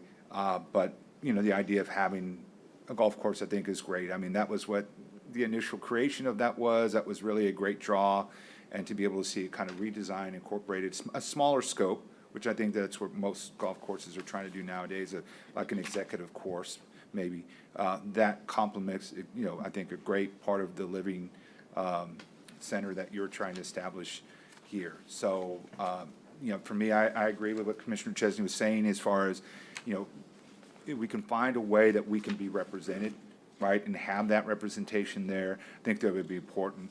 Like I told him, I said, I'm good with, with in general what this concept is, but like I said, I just know in the past that there's been some pushback, and so it'll be the residents that will be surrounding that golf course that I'm ultimately responsible for. Of course, all the residents in the county, but especially those, I'm sure, will be the ones that I will hear from. I haven't to this point. I know it's been focused mainly on city council, but now with this presentation, I'm sure that it will. So just know that, you have two partners who are almost equally represented, although the living component will be in precinct 4, but that other significant part is there in my precinct. So, Mr. Blackard, I was thinking, how many years ago was it that you set the cornerstone right over here?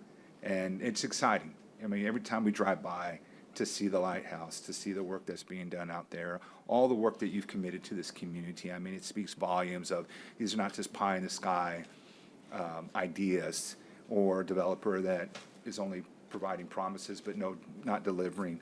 I mean, you've done that. You've shown that already in other projects, not just that one, but throughout our community. And so that's what gives me, I think, a sense of hope and anticipation with this, so that if the finances can work out, that this would be an excellent addition to really fixing up a really once vibrant area. There's have a lot of family and friends who live in that general area, so we visit that part of town quite often.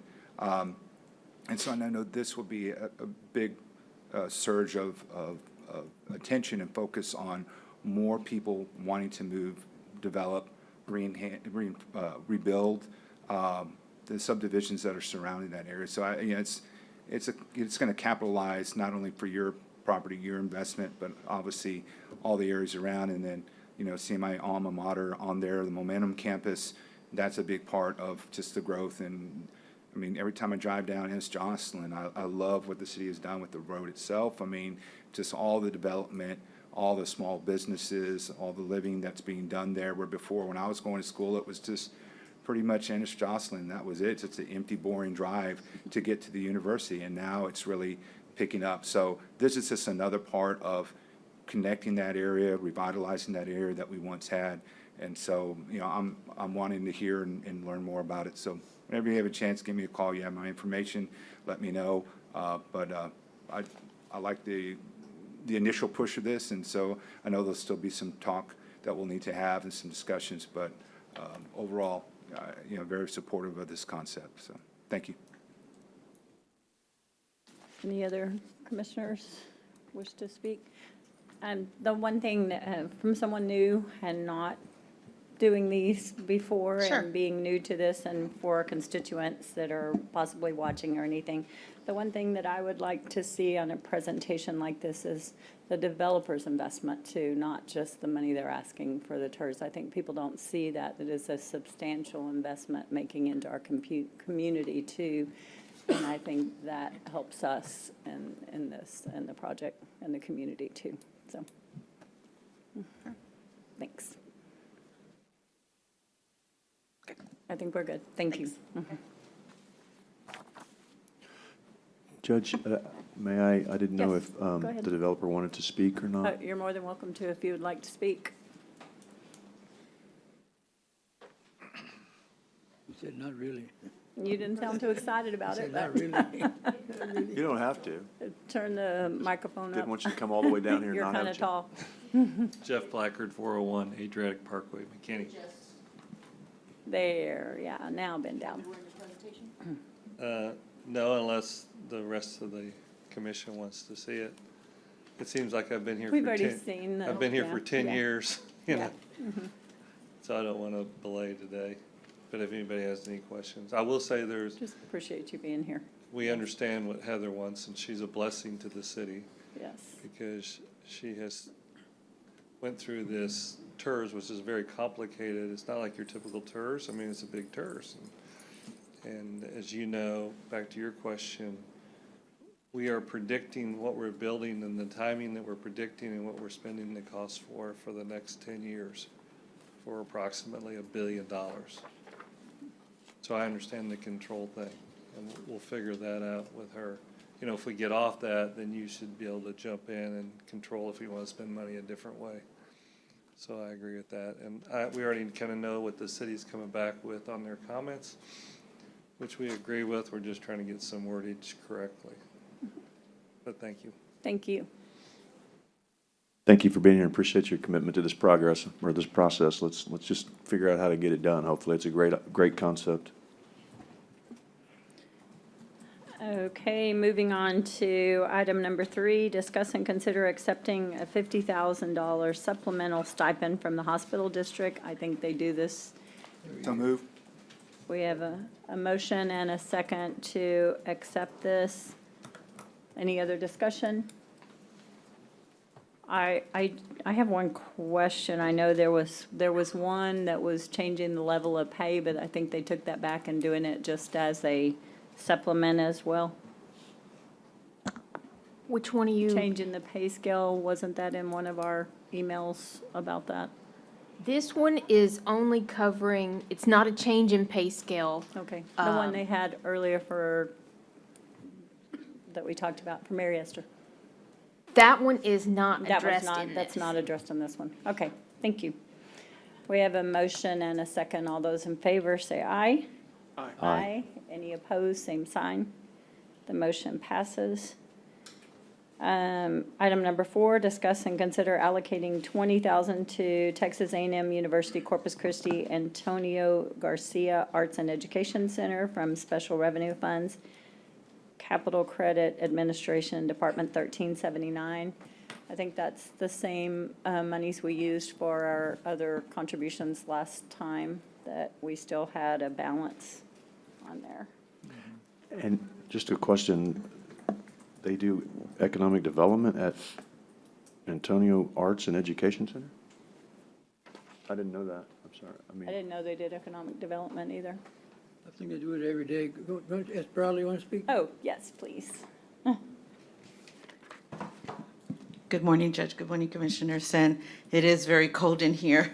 Thank you. I knew it wasn't just me. I'm not cold. I know, but I just don't know where it's blowing on me from. I'm not complaining. Go ahead. I'm usually hot, so it's fine. So I've defined, I feel that economic development is ties into the standard of living, to the academic level that others reach. And so the justification for receiving funds for economic development for the Garcia Center is based on a comprehensive approach to community improvement, education, and overall well-being. I've broken it down to include education and adult learning, The Garcia Center is actively involved in adult learning, education, English as a second language. Investing in adult education contributes to a more skilled and capable workforce, which is essential for economic development. The funding would support the expansion and improvement of adult education. We also have after-school programming there for elementary-age students that addresses educational gaps and focuses on literacy, math, social studies, and other essential skills. This also directly contributes to the development of well-educated and capable future workforce. Funding can enhance and expand the after-school programs, ensuring a greater impact on student success and academic achievement. Mental health awareness. The Garcia Center places a strong emphasis on mental health resources and awareness, recognizing the crucial role mental well-being plays in overall development. Funds would support mental health initiatives, providing resources and services that contributes to a healthier and more resilient community. Community partnerships is a big part of the Garcia Center. The center collaborates with community partners, demonstrating a collective effort to address educational and societal challenges. Funding would strengthen and expand these partnerships, creating a more interconnected and supported community. Currently, we have several events that we plan throughout the year where over 30 to 40 vendors are allowed to participate, so they could demonstrate what resources they could bring to the community. And we usually have a house full of vendors at that time. Cultural activities and events. The Garcia Center organizes events celebrating life and culture, attracting numerous vendors, like I said before. These events contribute to community cohesion and well-being, and funds would also support the organization of these events, ensuring they continue to provide valuable resources. We also have a social entrepreneurship program at the center. We are developing programs for middle schoolers and their parents. This fosters creativity and problem-solving skills. This program prepares the next generation with the skills needed for economic innovation and development. Funding would also enable us to expand the program and improve the program, reaching more students and making a greater impact on the entrepreneurial skills. We're also developing a program that's going to offer STEM education for adults. Planning to bring STEM adult education to the center demonstrates a commitment to equipping parents with the skills necessary for a rapidly evolving job market.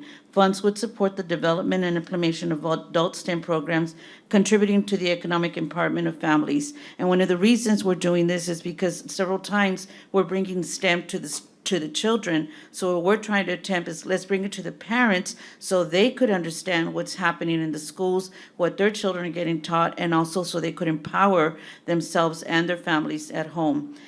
We have a program that we're currently working on. It's called the iPad Applications Training. We're offering training on educational applications for parents, encouraging learning at home, creating a supportive environment for children's education.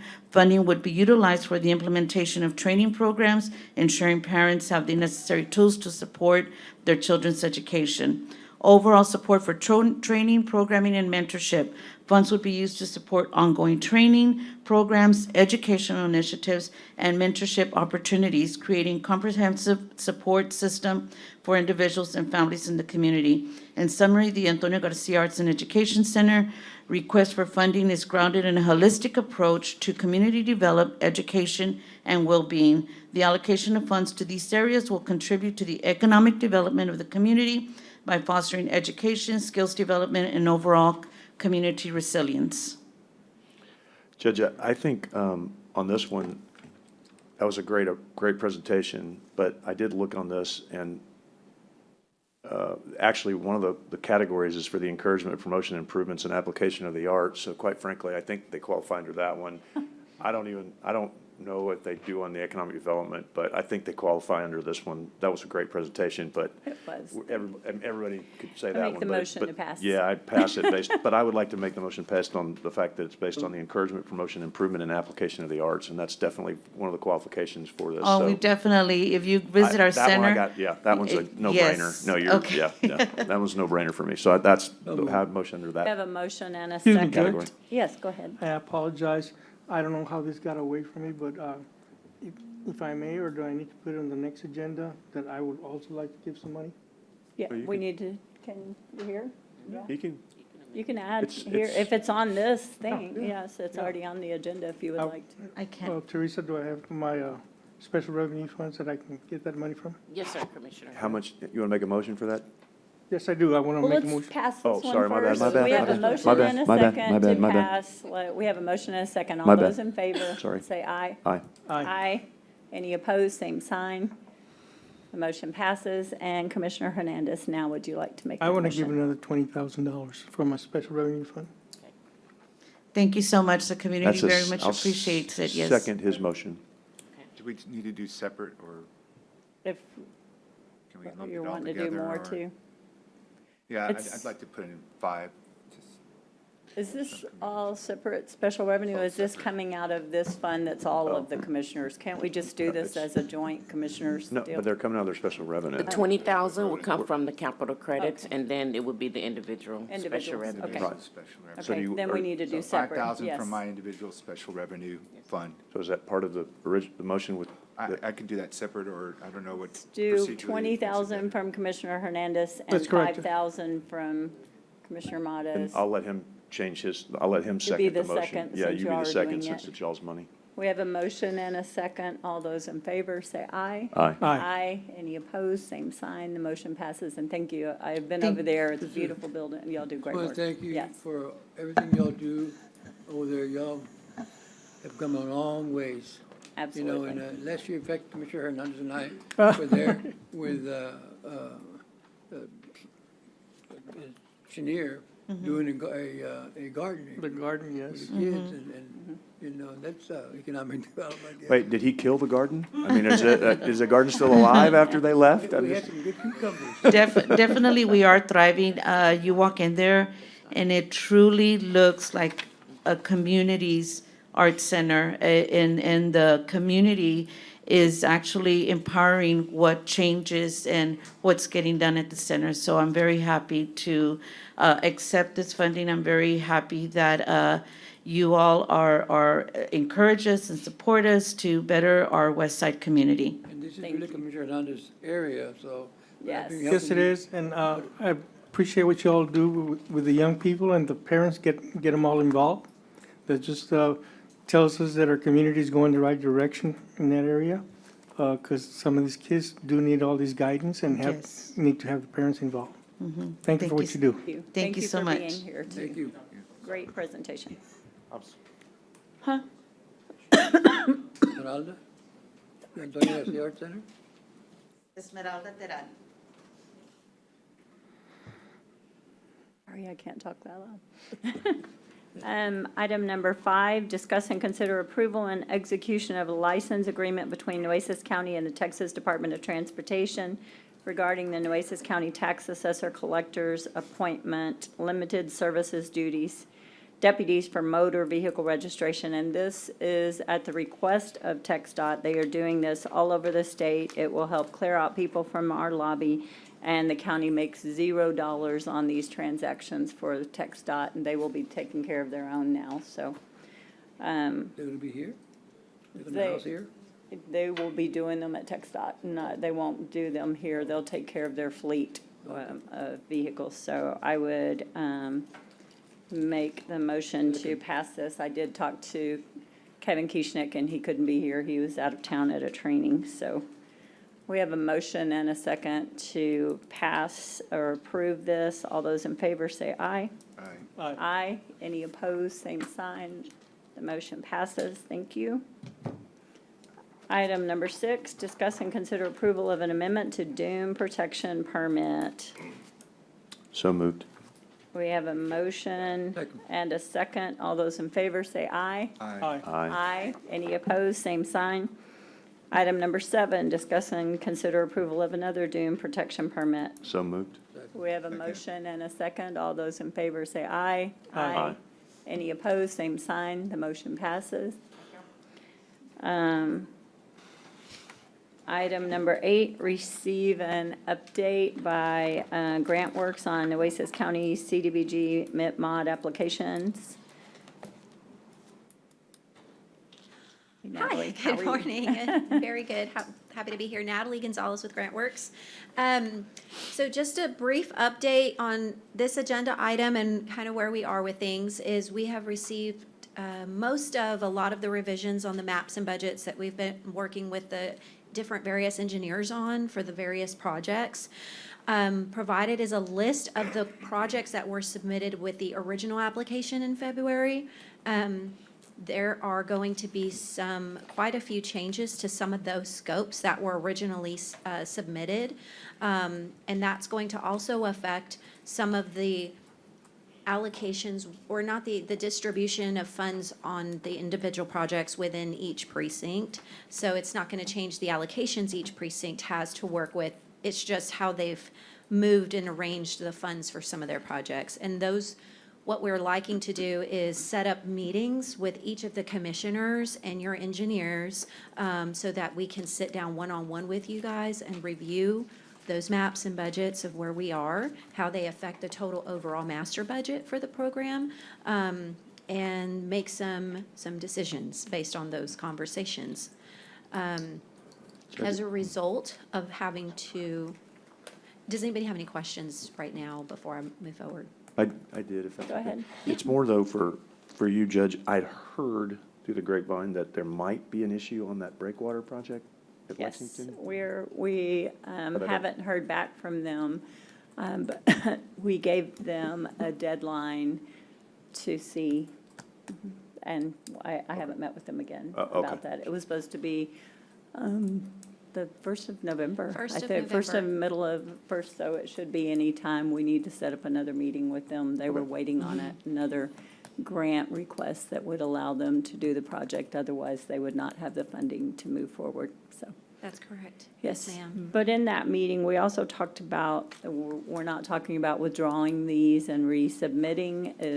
Is that not where, I know I was in on several calls about this. Yes. So the other side of this is to also highlight a recommendation that we have made to the court and to the county, and that is, at this point, because we have gotten far enough into looking at what these projects are going to look like, and how they're going to need to change so much, it is best to withdraw the application that was originally submitted so that we can resubmit the projects.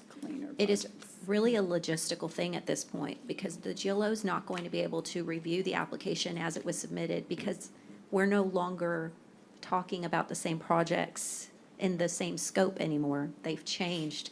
So it is going to need to be resubmitted. So that's our recommendation. It doesn't change the timeline in terms of where we are today and the progress we've made. We will continue to move forward and push forward to bring the application together. What it will do is eliminate the RFI, the looming RFI deadlines that we've been sort of dealing with. They will give us a new submission deadline, and they will work with us at selecting a date. That's what we've been told, that they would work with us to select a date that is reasonable, considering multiple factors, as well as upcoming holidays, which we know tend to sort of slow things down. So that's our recommendation to the county at this point. It doesn't affect your allocation to the county. Your And the amount does not change, the The amount allocation is- would not change That's on correct. any of this. So that was my recommendation after the phone calls that we were on as well. So it would be, my recommendation today is that we have a motion to withdraw the application, and then I would accept another motion to resubmit. And so, Second it. Yeah. and just discussion, and so tell me what that does as far as, doesn't put our funds in jeopardy, because so that, again, as you said, so people watching, you know, it's a big deal, it's a big amount of money. Correct. Yes. $31 million, if I remember right, or something of that nature, so it doesn't put those funds in jeopardy, we're not in danger of losing it. It's just a logistical matter that we're having to resubmit because the projects have changed in scope and changed in design, and so they can't approve those without a new application. That's absolutely correct. Right, so again, because I know how, there's a lot of haters in this world that'll start Sure. saying, oh, we've messed up and we're gonna lose this money, and that's this- not the case. That's correct. That's not the case. There's no foul up. You are not going to lose your original allocation of, I think it was the 31.2 million that Right. was set It doesn't change any of that. It is just logistical in nature because scopes have changed. And then when we do that reapplication, we'll have to, you're going to sit down with us, because I know some of our projects had some, had some things that needed to be tweaked. Correct. I can't remember if any of mine, those were mine, but I know there were some. There may and- be, yes. There may be, okay. And I'm changing some of mine. You're changing, Yeah. yeah.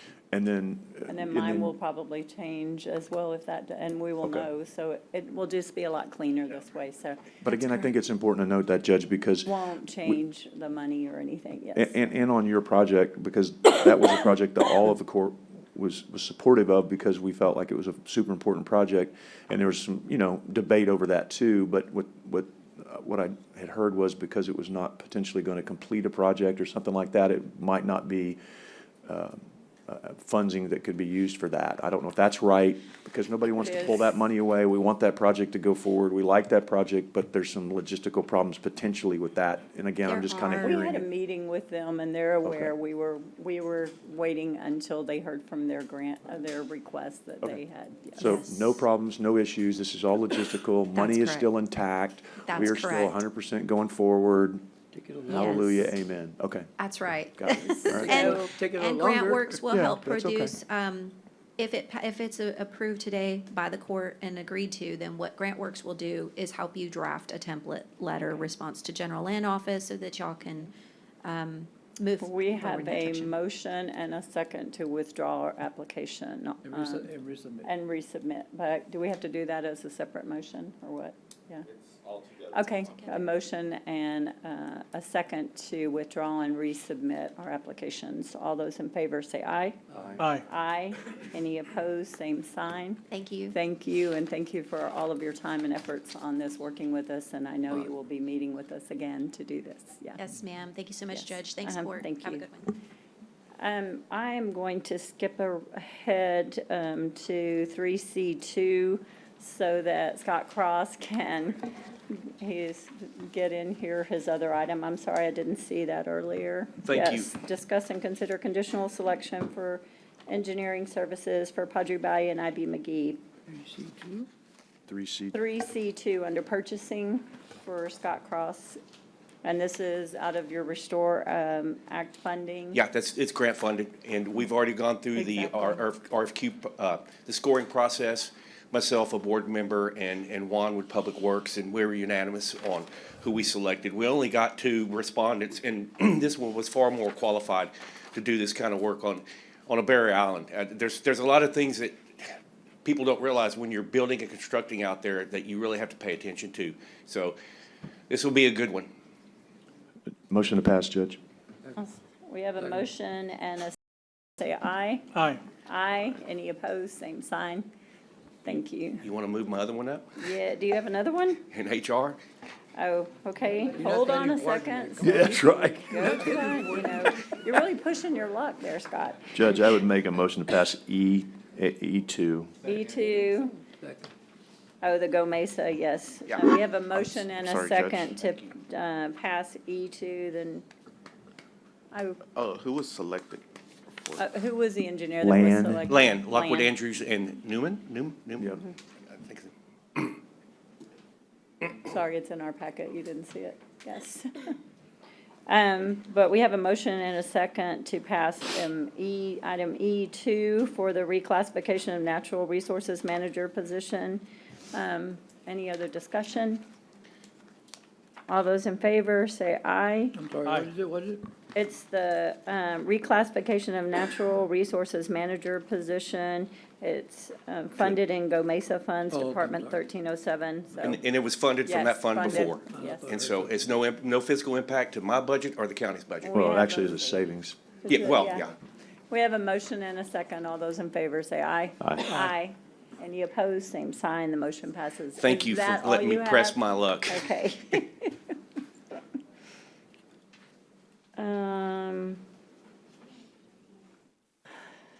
We have about 10 minutes on item 3A9. Lulu, can you do that in Yeah, it's about gonna take a while. 10 minutes? Or is that one going to be a while? Do we need, it'll probably be a while, Got the so. power- Did you bring the yes. PowerPoint?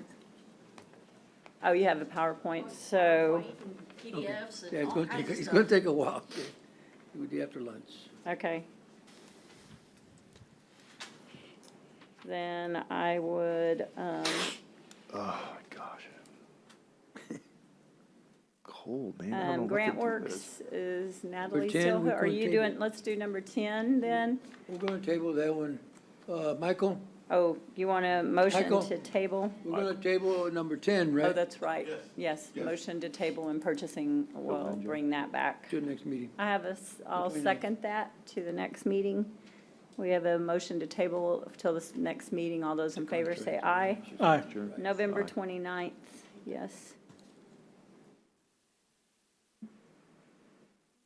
Let me see if there's any other quick Who things. who seconded?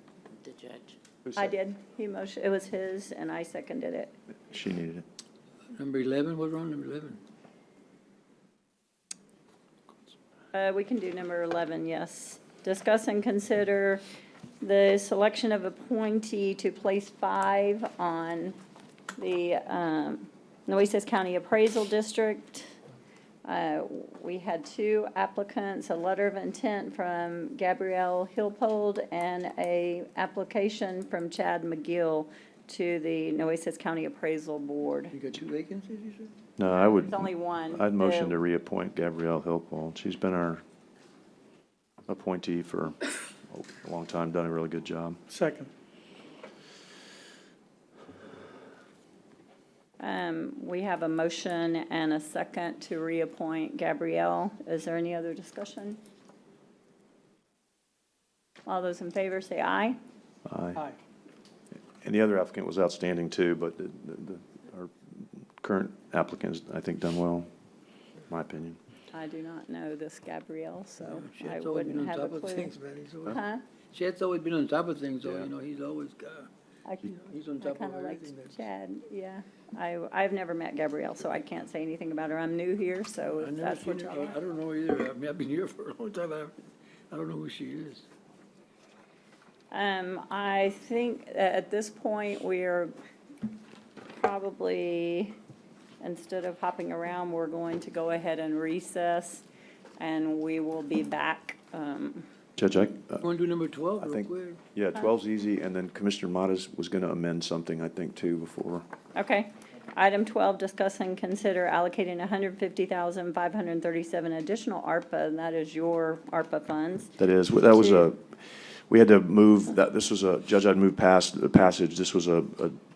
we just had to move it around because of we had to split out we had to use ARPA funds for one thing, and we had to use I met with Edward. He COs showed for me other all of things, that. right? So Yes, it's just a yes, you're good. administrative deal, it's all out of my funding.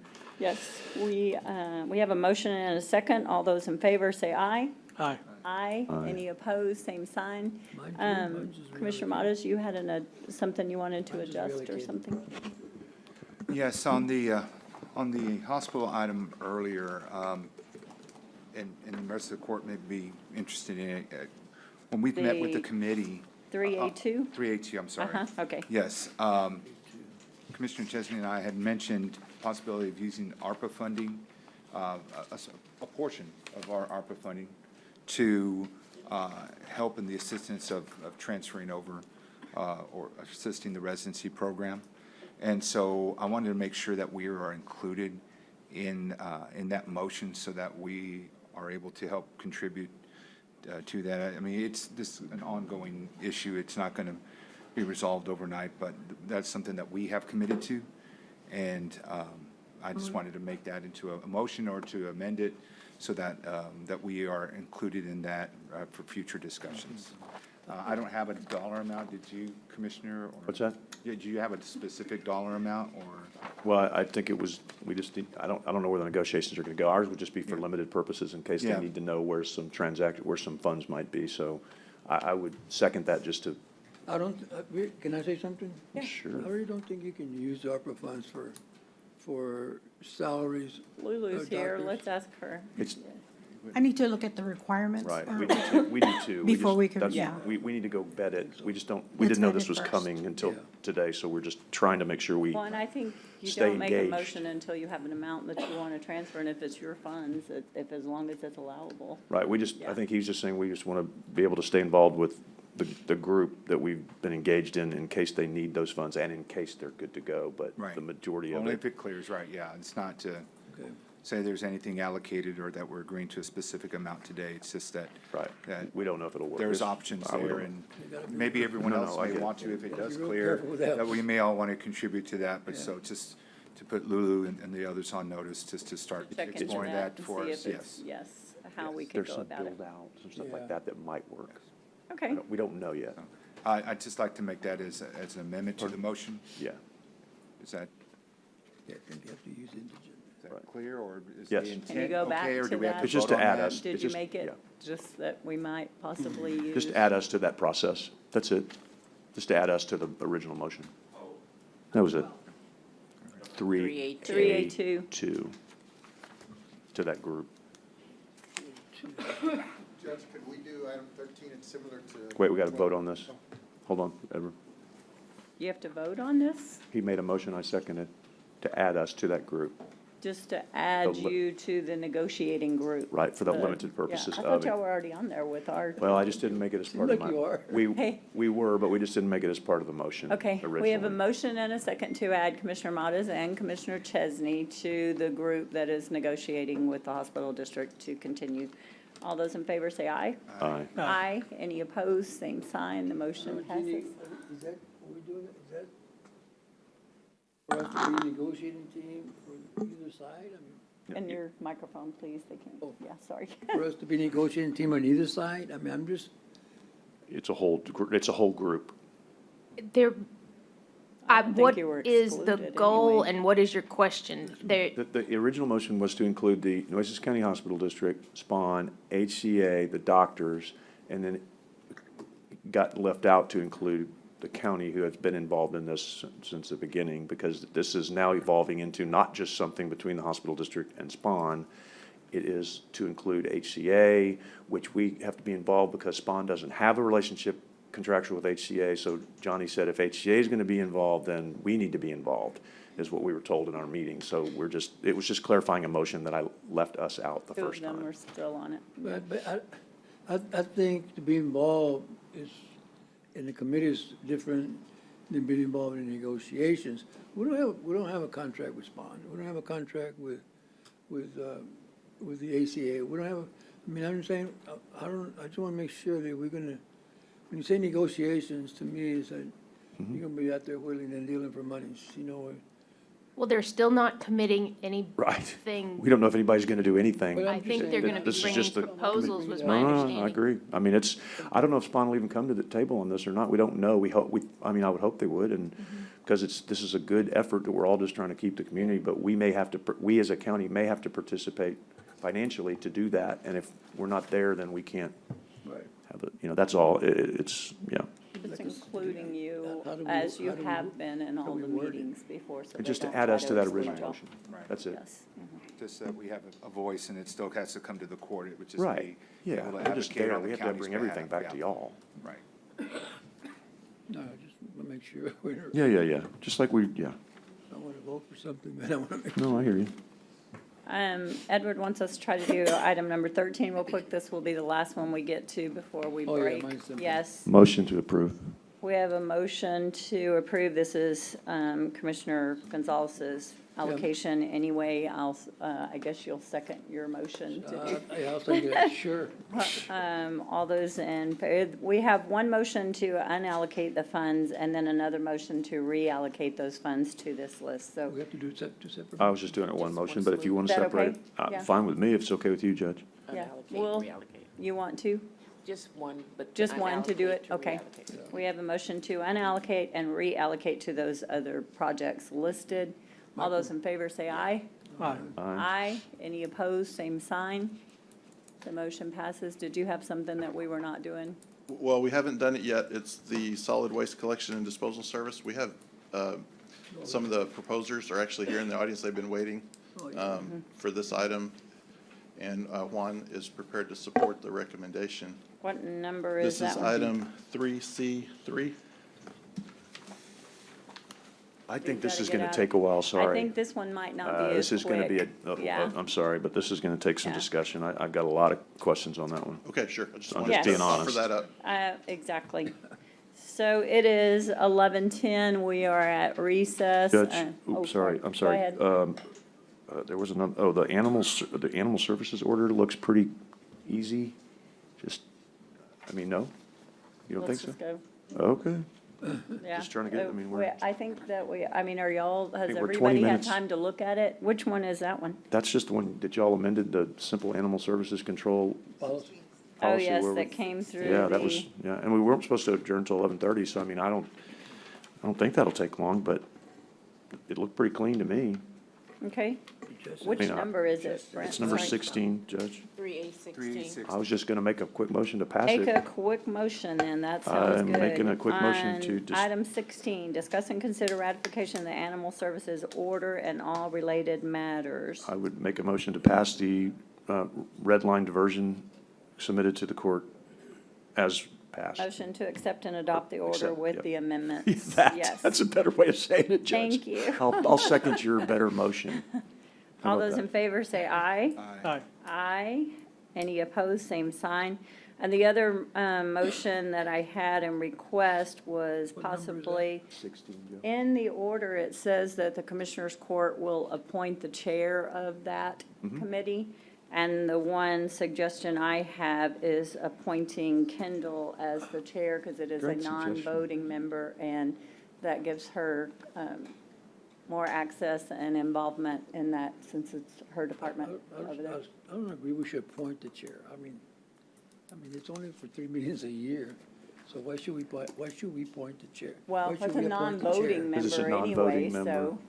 it's, I mean, I don't know. I just, for an advisory board, they only meet 3 times a year. We gotta appoint the chair. I mean, that doesn't make it. well, we can leave that one off then. That was just my I other I liked it, notes. actually. I Yeah. thought it was good, but, I mean, we could vote that one separately if you want to. I didn't think that was, I thought that was a pretty good, I didn't make it, so for the record, so, but I thought it was a good suggestion. I had It's not my several suggestion, meetings it's not with my her, order. and I think she has a little bit of difficulty, and it was, Kendall had suggested her possibly being a member of that. I didn't like her being the director, manager, we keep saying director, that's the wrong thing, sorry, Mr. Soleil. Manager. Yes, the manager and having control, but being a non-voting chairman of it, made more sense to me that possibly she should be that position. Since it's non-voting, you're just organizing the meetings, Yeah, basically. you're just, yes. Uh-huh. So, I mean, are you, I mean, okay, so then, Judge, are you gonna make a motion to appoint her as chair? I will make that motion, yes. Second? We have a motion and a What's sec. Kendall Did Riley? you have I'm to sorry. ask Bradley? Kendall Bradley? It was just on there, but Yes, that's bad, I don't know her name. I know. I never call people by their last names. Bradley is correct. Yeah, Bradley. I had it right, Bradley. yes. Go Brett. A motion to appoint her as a non-voting chair of that advisory committee. And Second. we have a motion and a second. Any other discussion? And I am fully fine if y'all don't want to do this, but it was just after discussions with her and some of the things she has had, so. All those in favor say aye. Aye. Aye. Any opposed, same sign. The motion passes. Now I have to get out of here because I have a couple of things to do before we walk out too. It's 11:14. We are recessing and we will be back sometime, 1:30? 1:30, 1 or 1:30, between 1 and 1:30. Okay.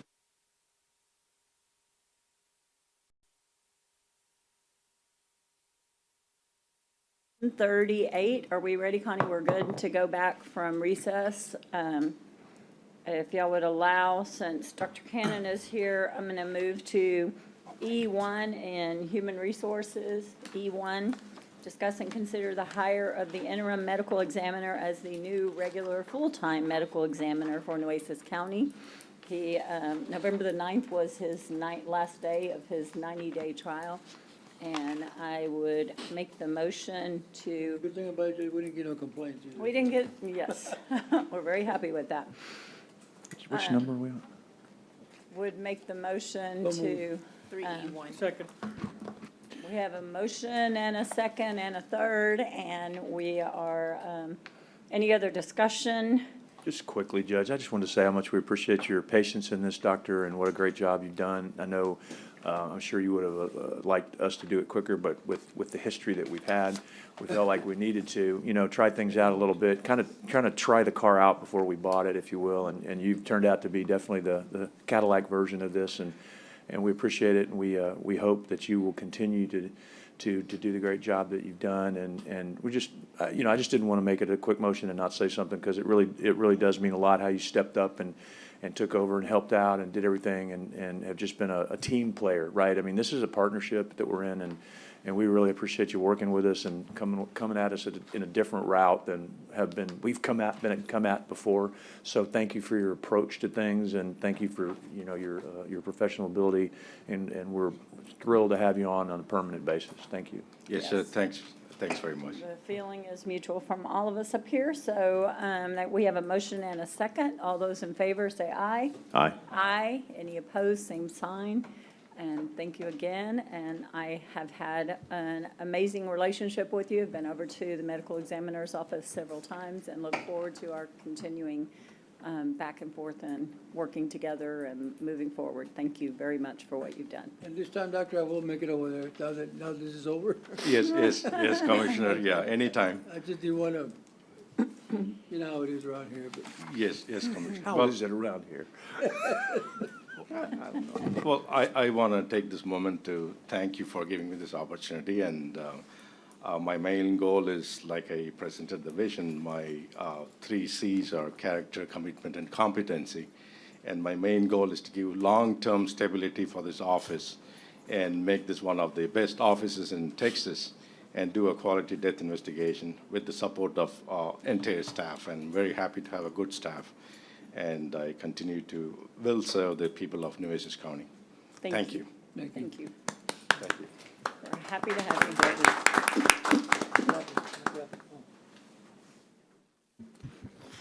So going back to our regular agenda, item number 9, I believe is where we need to go back to. Receive report from Lourdes Rivera, Grants Department, and on all ARPA County project remaining balances, funds, and all other matters. Just receive, I believe, is what this is. Hi. Good afternoon, County Judge and County Commissioners. I made a presentation for today, and I wanted to just briefly go over, provide general uses, eligible types, and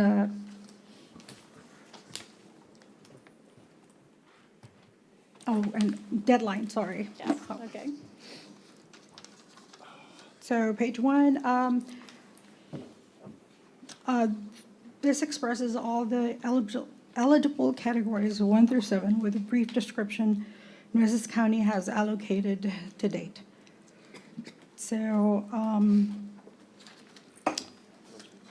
August 23rd, Treasury released an interim final rule with additional available uses under disaster declaration and emergency relief, Title I projects, which includes housing, urban development, CDBG programs, and surface transportation infrastructure. On the right slide? Yes. Okay, yes. And of course, there's specific usage under Treasury rules. So slide number 2. These are the types of eligibility types 1 through 4, which identifies titles Nueces County has reported allocation amounts in Treasury reporting portal.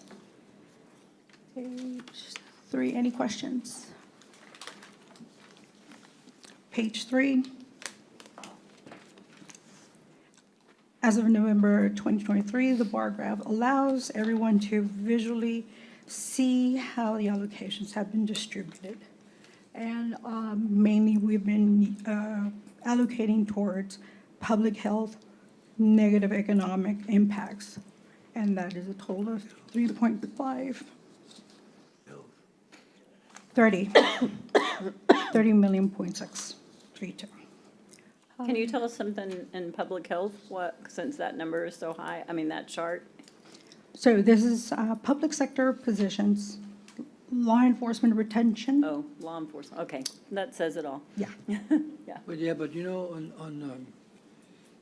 I wish we could see what, it's on blue because whatever, I think when I looked at blue here, jail retention, COVID-19, school districts, is there any way we could have just by each one of them, put aside how much is going to each one of them?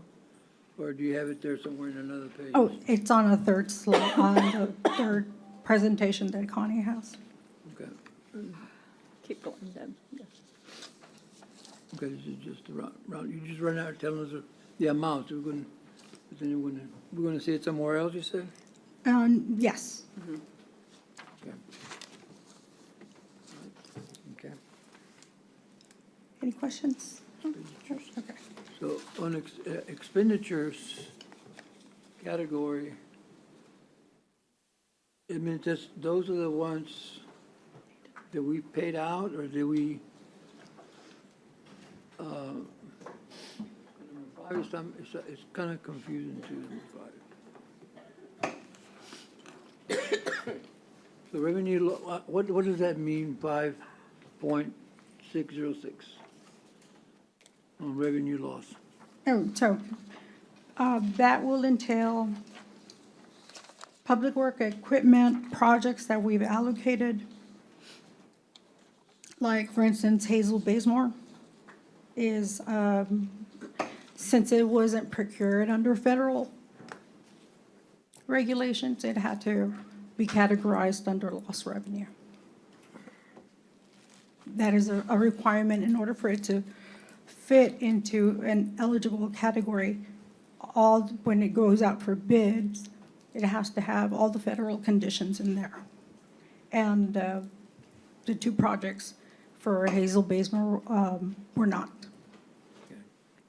I believe the intention was to use 1377.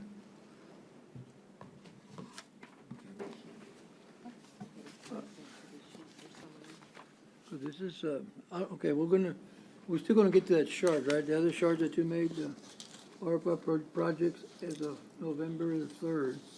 We're gonna see those next, right, I guess? Yes. Okay. This isn't really, I don't know what's in here in this, on the blue, the gray, whatever, but if we're gonna go through the projects countywide and projects precinct, then we can probably know where we're at, right? Okay, yeah, this is just an overview of how the monies have been distributed. So far, I'm with you. So on the next slide. This page will demonstrate where all the paperwork is at, where the statuses are, and how we awarded it to either subrecipients or beneficiaries. Right now, on some recipients, we're doing reimbursement costs. Some were awarded upfront, but we're collecting documentation until the end of their completion of their project. Any questions? Yeah. So right now, we still, some of the recipients are still collecting documentation? Oh, recipients is Nueces County. Nueces County is Is the the recipient. recipient. And we're still collecting paperwork and documentation? Right, They haven't so- turned, the job's not finished, or? Well, I want to say, Because I thought the money I want to was out. describe it as it's either going through a bid, or we're doing legal review, or we're getting invoices and, So the job is still out, it's still pending? It's Correct. all- It hasn't gone to completion, so that makes sense, yes. Well, completion or started. Yeah, some of them. yeah, for instance, the jail, COVID, let me see. Those are old ones. Right, so the ones that have been completed, we have all the documentation. Okay. So, next page or next slide. So here are the key dates as far as obligation dates are concerned. If we're going to move any monies or any projects, the last day that we could do any modifications would be on the last Commissioners Court date for 2024, December. Next year. That is correct. So we have one more year to Allocate. allocate. That's correct. And the completion expiration date still stands, 12/31/2026, unless there's something tomorrow. There is a webinar that I need to attend to. Until then, right now, the date is still set as is. And I think I have a concern, this is a concern that I have. 'Cause we keep saying we can still allocate next year, but anything we allocate next year, it's gonna have a very short fuse for 2026, right? I mean, there's a lot of projects you can't finish in 2 years or a year and a half, whatever. Because if we have money we haven't allocated, I mean, I'd be concerned that either we can use those monies now, where we can put them, and this is why I kept asking about, give me a true number on the balance of agencies that have not responded, that maybe we need to use their money somewhere else. So but I guess when we get to the projects itself, we can. Yes. But this is my concern right now, is that, I mean, we keep pushing this allocations further down. And by the time we know, it's gonna be January, February, March, and by the time you get started, it's gonna be June. That's So I correct. don't know I mean, I think we're gonna really start looking at that we're gonna start What pushing these hasn't things been, out. uh-huh. So, I mean, I have a concern on that. But, okay, I'm sorry, Lulu, go ahead. That's okay, no, I mean, your response is valid. And the next page would be, in the event there is a disaster and we have funds available right now, we could use those funds in a disaster declaration emergency. So that's a good news there. We can also use that for service transportation. I think Commissioner Chesney has one of them right now for London drainage, Say that to me again? for bridge Oh, widening. Yeah, I'm working with Juan on, Bert on that, yeah. So, yes. And that's allowable. No, yeah. And the key dates on those are not in alignment with December 31st, 2026. For transportation and Title I projects, the deadline is November 30th of 2026. It's sooner than the other? Wow. Yeah. I'm telling you, man, I'm sorry? September, it is correct, September. Yeah, For- instead of December 2026. For disaster declaration projects, the deadline is December 31st, 2026. It's a little confusing, yes. Yeah. And I believe that is the last slide. Oh, and of course, there's additional information if you need any. The email for any questions to Treasury, it's right there. I've emailed them several times. It takes at least a month to get a response. So, well, Information that's is the last slide you said? that's the last So what one. happened to the other slides like this here? What happened to this slide? That's what you put in the PowerPoint. The amounts. Two more documents. Yeah. Huh? Two more documents, not in this presentation, there's more. Oh, okay.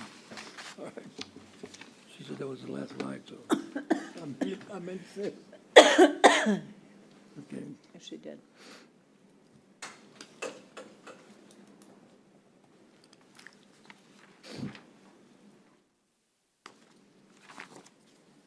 And this slide is an overview of where we have all our funds and what is remaining, what has or is unallocated right now. And this is coming from precincts and, of course, our county judge. What do we have this broken down into? What each one of them gets or getting? Just has the total for the allocation on this one. That'll be broken down in the next ones, in the next division in that. Yeah, this just says the 3,372,000 to public health, 16 million to economic impacts, Okay, but I'm saying, 30 million to publics, but it doesn't have them. In that one, it'll have it divided Yeah, up. this one. Yes. Uh-huh. I was trying to condense it as much Understand. as possible. okay, sorry. Okay. And then the third one, Connie.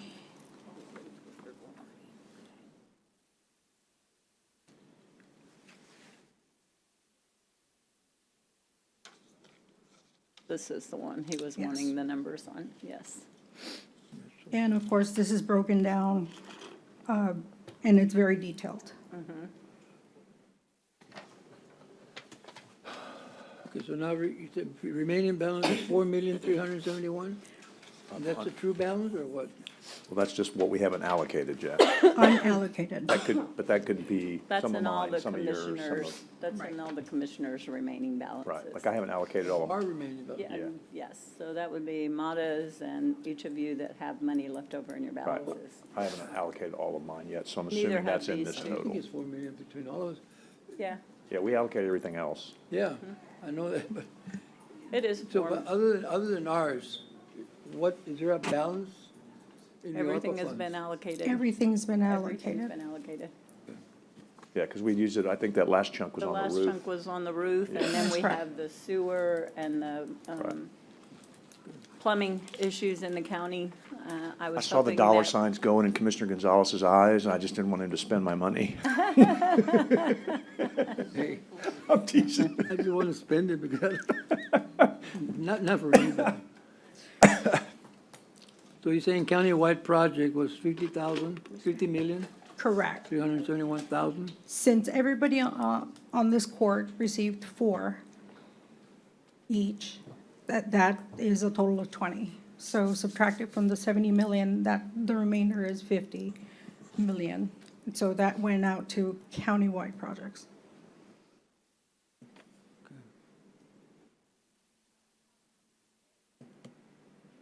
And then you have 10 pages of this, you can go on to the next page. Right.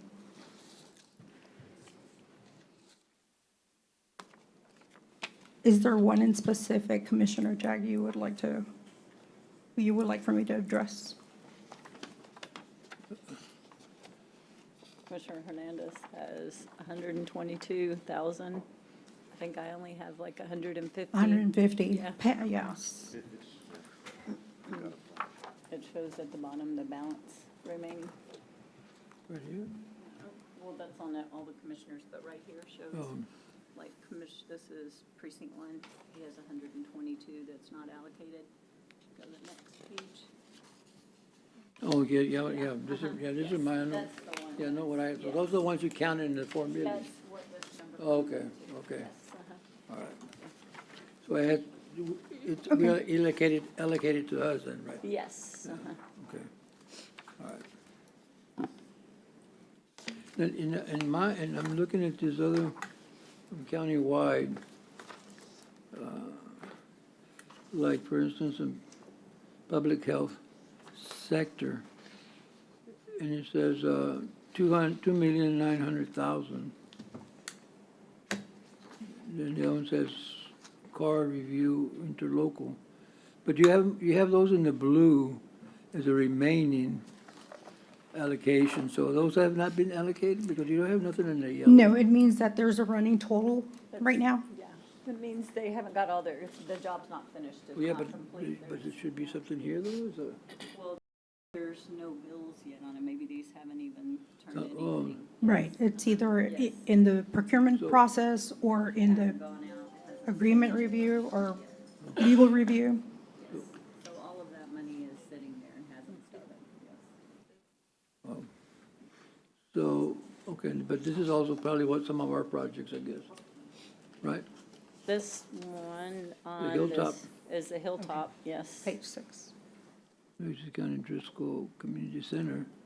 The So- next one is yours. Look at his. Yeah, on mine, yeah, I'm looking at mine now, but on mine, really, I had the, on the Bishop ISD, and I finally talked to them last week, and they should have called you, or should have, They've submitted it. Right now, it's in legal. is it what? Legal. Legal. In county attorney's office. You still have almost 1 million Yeah. unallocated.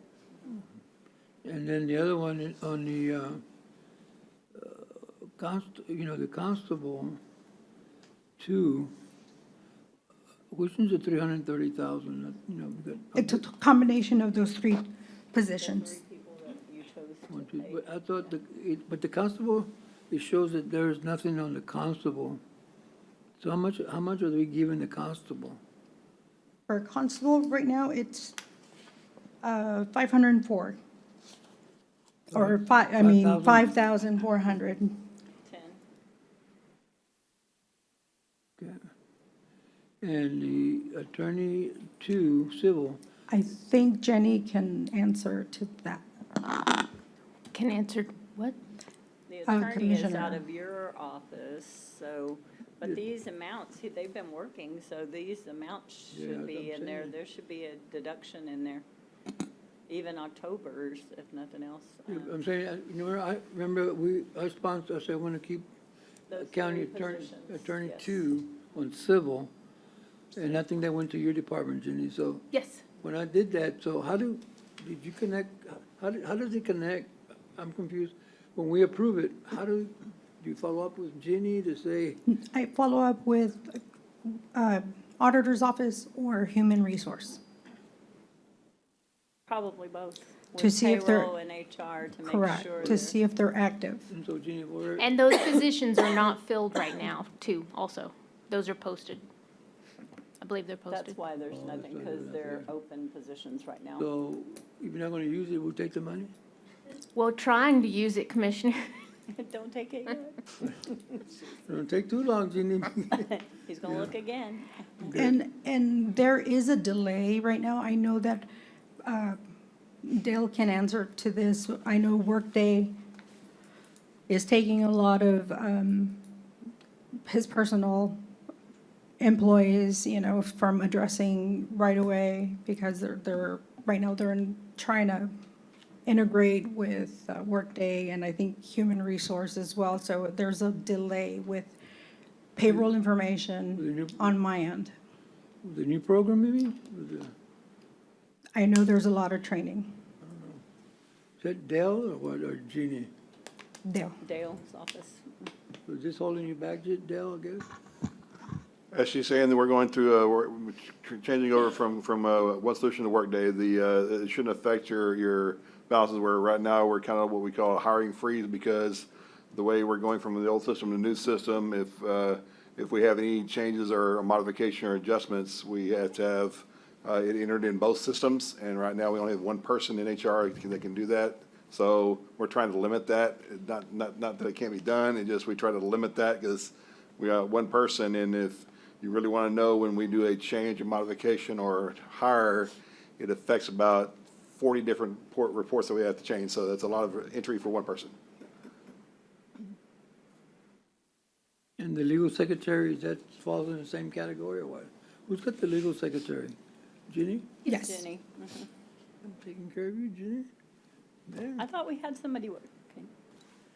We have a legal secretary and 2 attorneys. One does CPS and one does ARPA. Right now, we have another attorney doing his job and ARPA until we can find someone willing and able to do ARPA and come to work for the county. Yeah, that's problematic. All right, so we're gonna hang on to that right now, right? Hope, yes, please. And that's where it gets a little tricky, because we're asking them to come into a two-year job that there's no possibility of advancement, because this is a grant that will end. But the reality is you may need to relook at that too. I mean, we just may need to supplement it for 2 years, but we may just need to look at it as a permanent hire, because I don't think you're going to find anybody that's going to want to do it. I mean, Jeff was kind of right. I mean, Jeff was kind of unique because he was kind of in that position in life, Andy was good, so that's gonna be difficult, so you just may have to regroup on that, and we just may have to figure out how to make that work.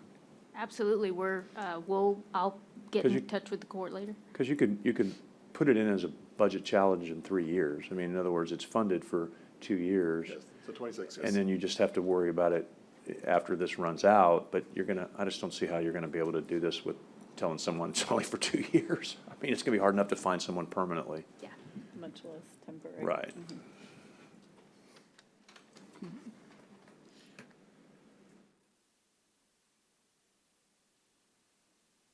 Let me, I'm going through mine, and y'all, I mean, I'm not gonna go through anybody else's, but I'm going through mine, and y'all wanna go through if you can, but I got questions on the back, countywide allocations by projects.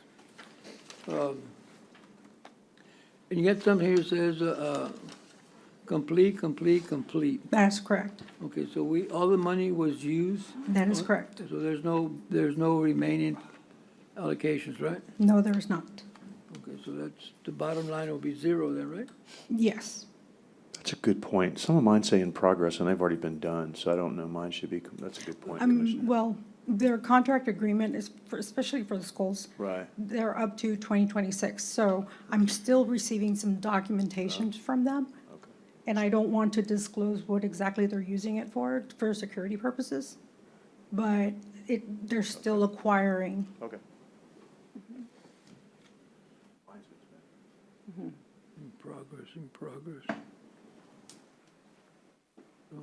So all of them that says in progress, is that the same reason? It could be various reasons. Well, Is Edward here? yeah, I don't know if it was here or not, I think he might have gone. I don't know.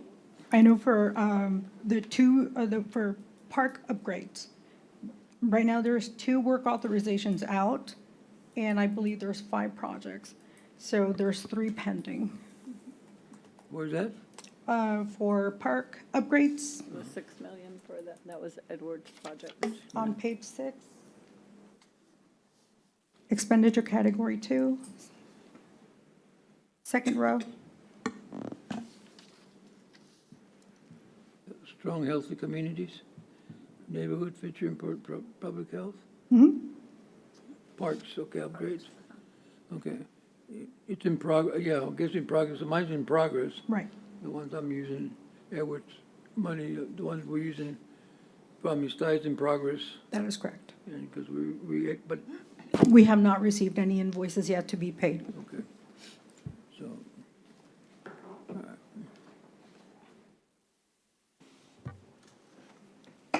So the full amount's still there. Okay, now, on the other page, when it says, so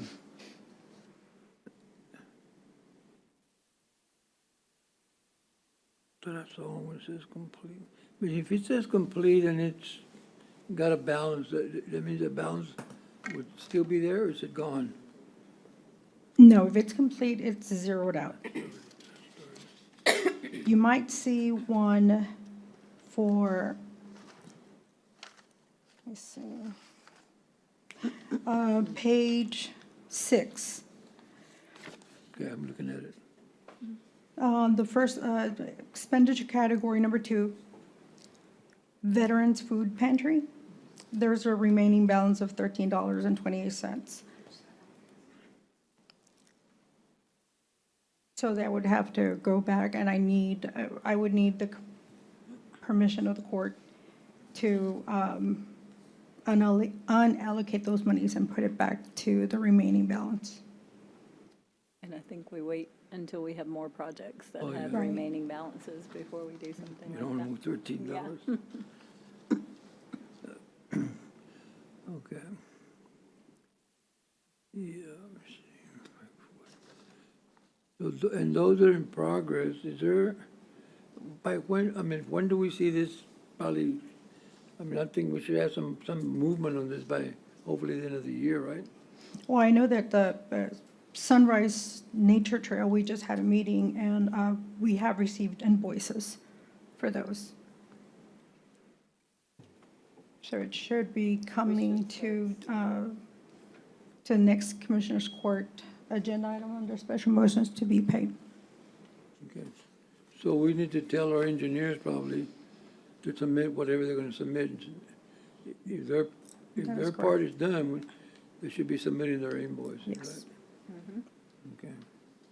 Who it goes to, that's another question, because it does, I normally don't deal with them, so it could be whoever's overseeing that project, like for the nature or story time telling.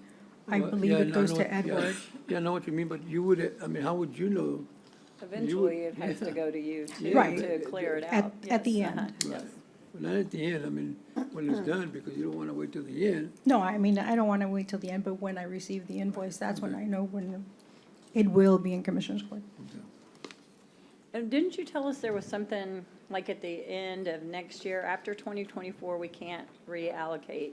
And didn't you say something about remaining balances and there could be used on something if there was a job that's finished, if there's a balance left? Did you tell, am I? Before 2024, or It has to on the be? last day. Oh, okay. We can move So we monies need to around. use every dime in there before 2024 on our projects. So the faster you get those moving, the better off we are. Yeah, that's what Yeah. I'm saying, we need to start closing some of this, or saying, people, hey, you gotta start, so are you contacting these agencies on a quarterly basis? Do you have a record that says, you know, how do we, We're supposed to on our projects, I guess. yeah, well, no, but the countywide Oh, project, yeah.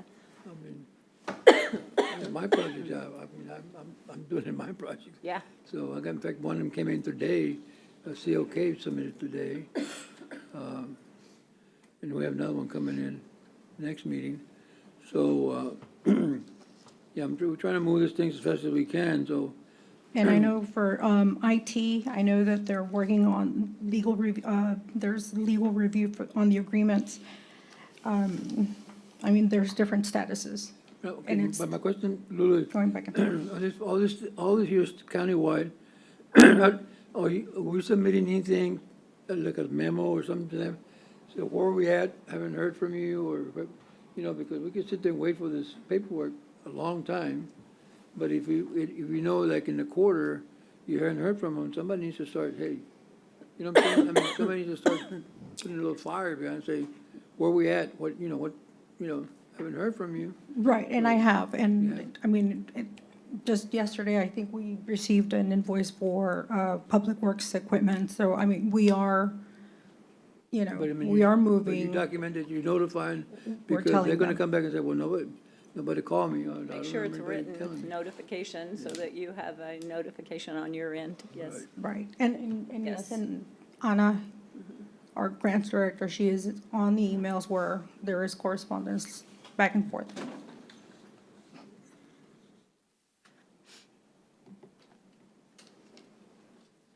50%, okay.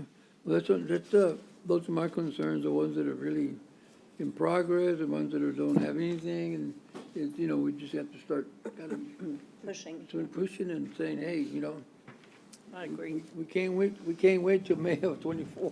I don't either. So, time we're gonna get shorter and shorter. So if they're gonna do any big projects, they're not gonna finish in 2 years, I guarantee you that. Absolutely, yeah. Okay. So regarding on other related matters, I know that there's been, I guess, a delay as far as positions are concerned. It came to my attention that Deputy Constable 3 for Precinct 5, they're still using I guess, law enforcement at Manquete ISD. And I was wondering if, with the permission of the court, if we could utilize any remaining balances on page 7, second row. I didn't think we had any remaining balances. Second row. Oops. I lost you.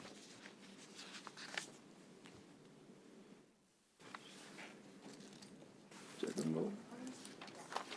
I'm sorry. Okay. Page 7, she says? Yes, page 7, and it's under That's page 8 in my. Public Works, Public Service. can read it, hold on. Public Sector staff position fiscal year 22-23. What are you asking for? Rehiring?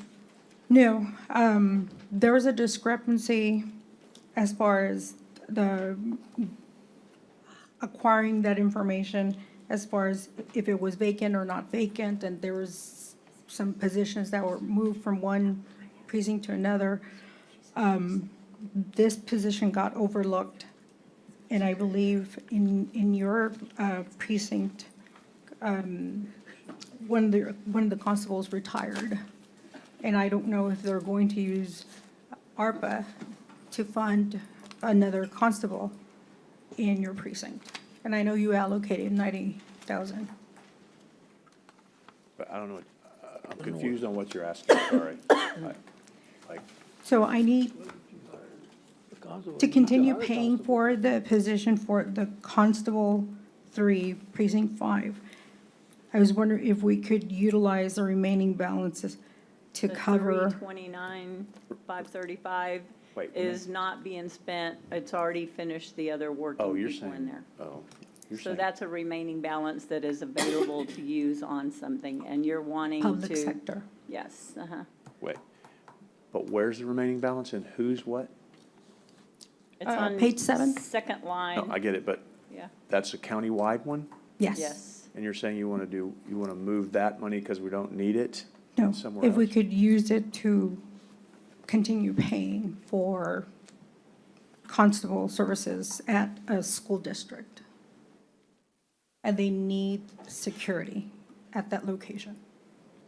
And who was paying for it before? Who was it? It was under contingency. I think that was the one with who? The one out there. 5. Constable Robstown with banquets. Yeah. That's the one we met about when I first got here. Yes. But I thought that was the one we said we were going to do for a couple of years, and then they had to go find someone, we were going to, because we didn't want to keep it going forever, but maybe I'm not thinking of the right one. It has an expiration date of December 31st, 2024, Yeah. That was the same one. Next year. next year. Oh, Yes. So we have one more well, so year. then we don't need to decide that today. Yeah. Well, I would like to continue, paying or Well, having him on staff We got the whole under year. public sector. But you have the, you The have the whole whole year. year. It's through sorry. 24, right? Yes, it's through December It's only 2024. 23. Or The is this constable, one? the Yeah. security guy, he is hired right now. He is working.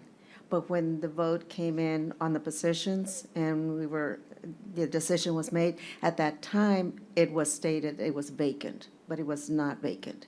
So by saying vacant, y'all did not allocate any money for that position. And your position on precinct 4 was vacant, and you allocated for another 2 years, or another year. Oh, yours But your isn't filled. position that you have under yours is vacant at this time. At least it was. And if So I I need- That was a confusion at that time, that yours was vacant, but so- stated that it So I need wasn't. to use mine somewhere else, and we need to figure out where to get, And this is where if we don't allocate any money on his position, then his position would have to end. And that's what they were asking for. and He that is would still come out hired. of, that would come out of, This money, the countywide. countywide, the 329, I think we should. is that what you're asking for? No So ARPA funds? the remaining Yeah. for, through the year 24 would come out of this 329, not out of anybody's precinct stuff, just No, out of? sir. Out of this, because there was a contract already done, and he is hired, he is working. And if we don't have any money allocated there, he has to be let go. Is he being funded right now through the department? Yes, wasn't he hired, isn't this the individual that was hired by the constable? And the one, we had the meeting about, Jenny and Commissioner Gonzalez, that they misunderstood when it was going to be a temporary position in the school, and they hired him as a Full-time. full-time through the county, Right. yes.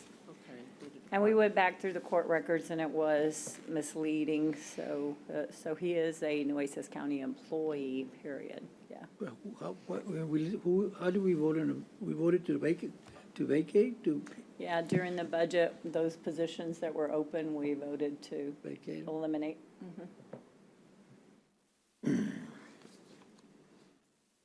So So- the money you're gonna, I'm sorry, Commissioner. No, no. So the money you're gonna use there on 329,555, is that gonna shortchange somebody else?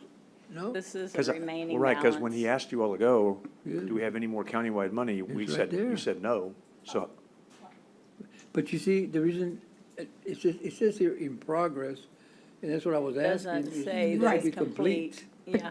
Since law enforcement gets paid differently, there are some lingering amounts that need to be backtracked. And I think Dale can explain that. So will this cover that then? If you're talking about lingering amounts and we don't know what it is, we vote to do this, is that enough?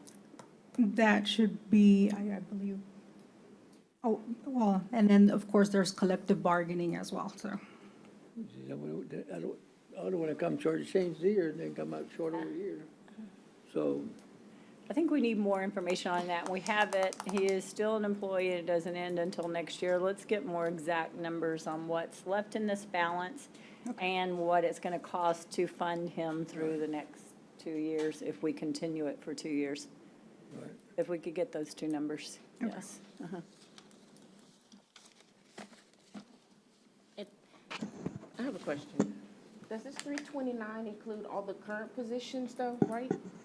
The current positions that That's- are funded, are they gonna come out of the 329, right? they're combined, yeah. No, that's last fiscal year's. Oh, okay, sorry. Where are the current ones? Yeah. Commissioner Chesney, Oh, everybody took, but what about yours and, mine was voted differently, and Jeff's was voted differently, or budgeted for the whole budgeted amount? differently. y'all yes. are out of the countywide stuff, right? Other than the 329 right now, which we need to, we need to fund that position. So then I need to unallocate mine then, because if I've allocated to a position that's not needed, then I got to put mine back in the pot? Right? Would it be okay if we can reach the constable in your precinct to see if he is going to hire Well, somebody under? yeah, no? I didn't do it because, I didn't do it for like someone to go hire someone extra. I did Okay. it because I think at budget, Maybe I was needed told it, we were gonna yeah. be short. And so I just did it to kick the can down the road, my favorite saying. But if we don't, I don't, And he just retired today, so. who just retired? The constable Oh, and that yours. was, he was in mine? Yes. Okay. So, yeah, I guess ask, but I didn't, so it's a, The I don't gentleman that was here. Uh-huh. okay, I'll leave mine alone. Y'all can figure this one out. For now, we'll figure mine out later. I think, yeah. Yeah, I think we need to come I think back we to just that. need more information with the exact Okay. numbers and what it's gonna cost us and what the balance is. Okay. The true balance, what we have outstanding, yeah. And I think that's why we need to go back and make sure all is in progress are correct, that there's not any money that are actually balances, right? Okay. Any other questions? That's it. That will work. Thank you very much. Mhm. And then, I did have a question, Judge. I think, is this Sorry. where, no, not for you more, Judge. I think what I also understood was that Lula has kind of, she's going into a different role now, and Grant Works, or somebody's going to eventually take over. They have, they've sent it out for, it's posted for that position to be filled. Oh, Yeah, But I think there's a discussion that we may do Oh. something else too. oh, okay, so that's not ready to have So that's not yet. ready right now. Oh, okay, gotcha. Yeah. Sorry, Mhm. I'm ahead of Okay. myself. My bad. All right, thank you. Moving on to item number 14, discuss and consider the following: selection of Texas State Roofing Company for consulting services for review, analysis, evaluation, and recommendation regarding the Nueces County Courthouse Complex roof repair replacement project. We need to approve the order and authorize approval and execution of a professional services agreement for $25,000 with Texas State Roofing Company.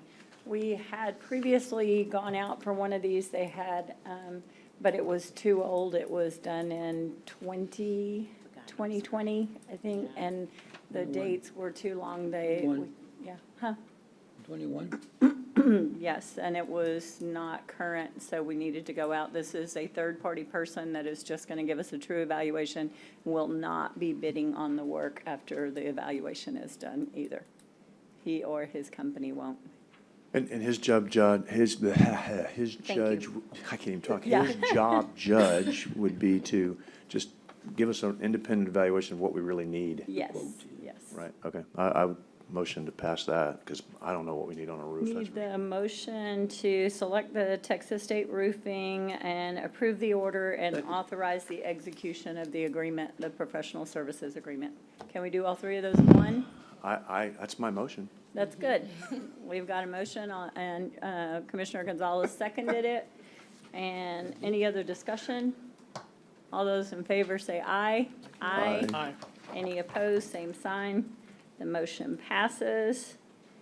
Item number 15, discuss and consider returning to the previous Commissioners Court nomination and voting process on the Port of Corpus Christi applications, RTA applicants, and any other board appointments. This is Commissioner Hernandez. Yes, Judge. Yes, sir. You want to take this one? Well, yes, ma'am, Judge. It just seems that it's been very confusing. It is not it's not very clear.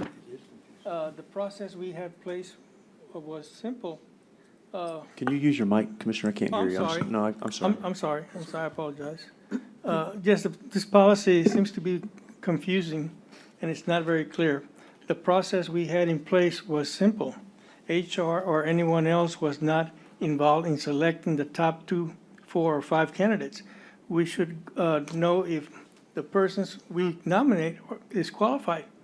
I move that we rescind the last motion adopted on October 25th regarding board appointments, nominations, and voting process on the Port of Corpus Christi RTA applicants and other board appointments, and move that we continue with the original appointment selection process. That's my, Is that a motion? I'm making that motion, yes, sir. A second it for discussion. Commissioner Gonzalez seconded for discussion. Is there any, excuse me, discussion? Because it is confusing. Yeah, I don't know. Oh, did you want to? Go ahead, Commissioner. I mean, I've been trying to read, it's confusing to me too. I don't know, I've been trying to, I don't want to get caught in the middle of having to appoint somebody I'm not going to vote for. It seems that way to me. I think that's the way I read it. If I appoint one, I'm going to have to appoint two. You know, if I appoint the other one, I'm not going to vote for him. Why am I going to appoint him? To interview him, right? I don't know. It just looks to me I think too. my understanding was the interviews, we can do everyone. I think we've had 9 people apply. We could do everybody interview if you want them all interviewing. No problem with that either. And then I do understand that I have been told by several people that we don't have a process. And I know I had only been here 2 days with our other appointment, and it was kind of haphazard, and that's my failure on my part, because I didn't know how you did it or how we didn't do it or anything like that. So I think having something a little more structured is not a bad idea, but I think it needs to be easy and understandable as well, so. I guess I don't know what's not understandable.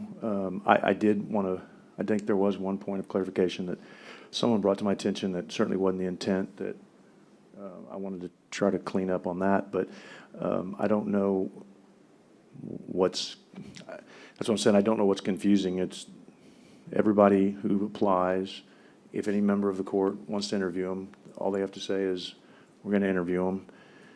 And then, and this is what, the backup is not what was passed, by the way. So just so everybody knows, the backup that was included is not what was passed. So I don't have what was passed in front of me, but basically what was passed was that everybody picks who they want to interview, and then there's an interview process, and then everybody would get to nominate one person to put on the board, but everybody would get 2 votes, and those 2 votes would have to be for separate people. You couldn't vote for the same person twice. And then the top, in this case, let's say for the port that's coming up, there's 2 openings. The top 2 would win as long as they have 3 votes. If someone has 3 votes and someone else doesn't, then you would go to the next round. So I'm happy to understand where the confusion is, but we basically passed it the last time saying we were going to try it once and see what happened. I think we ought to try it once and see what happens, but if someone can tell me what's confusing and we need to work on wording, what specifically is confusing, we need to work on wording, I'm happy to try to do that. This is the third time we've talked about it, and I've said that every time. If someone just wants to tell me, well, here's what I don't understand and we need to tighten up the wording, then let's tighten up the wording. But I think we ought to give it a shot. I think it's a very open and transparent way of doing things. We all talk about wanting to do that. Having people come in and interview, I mean, I'm anxious to hear from folks on what they have to say. I want the public to hear what they have to say. It's a big deal. All these appointments are, the RTA, the hospital district.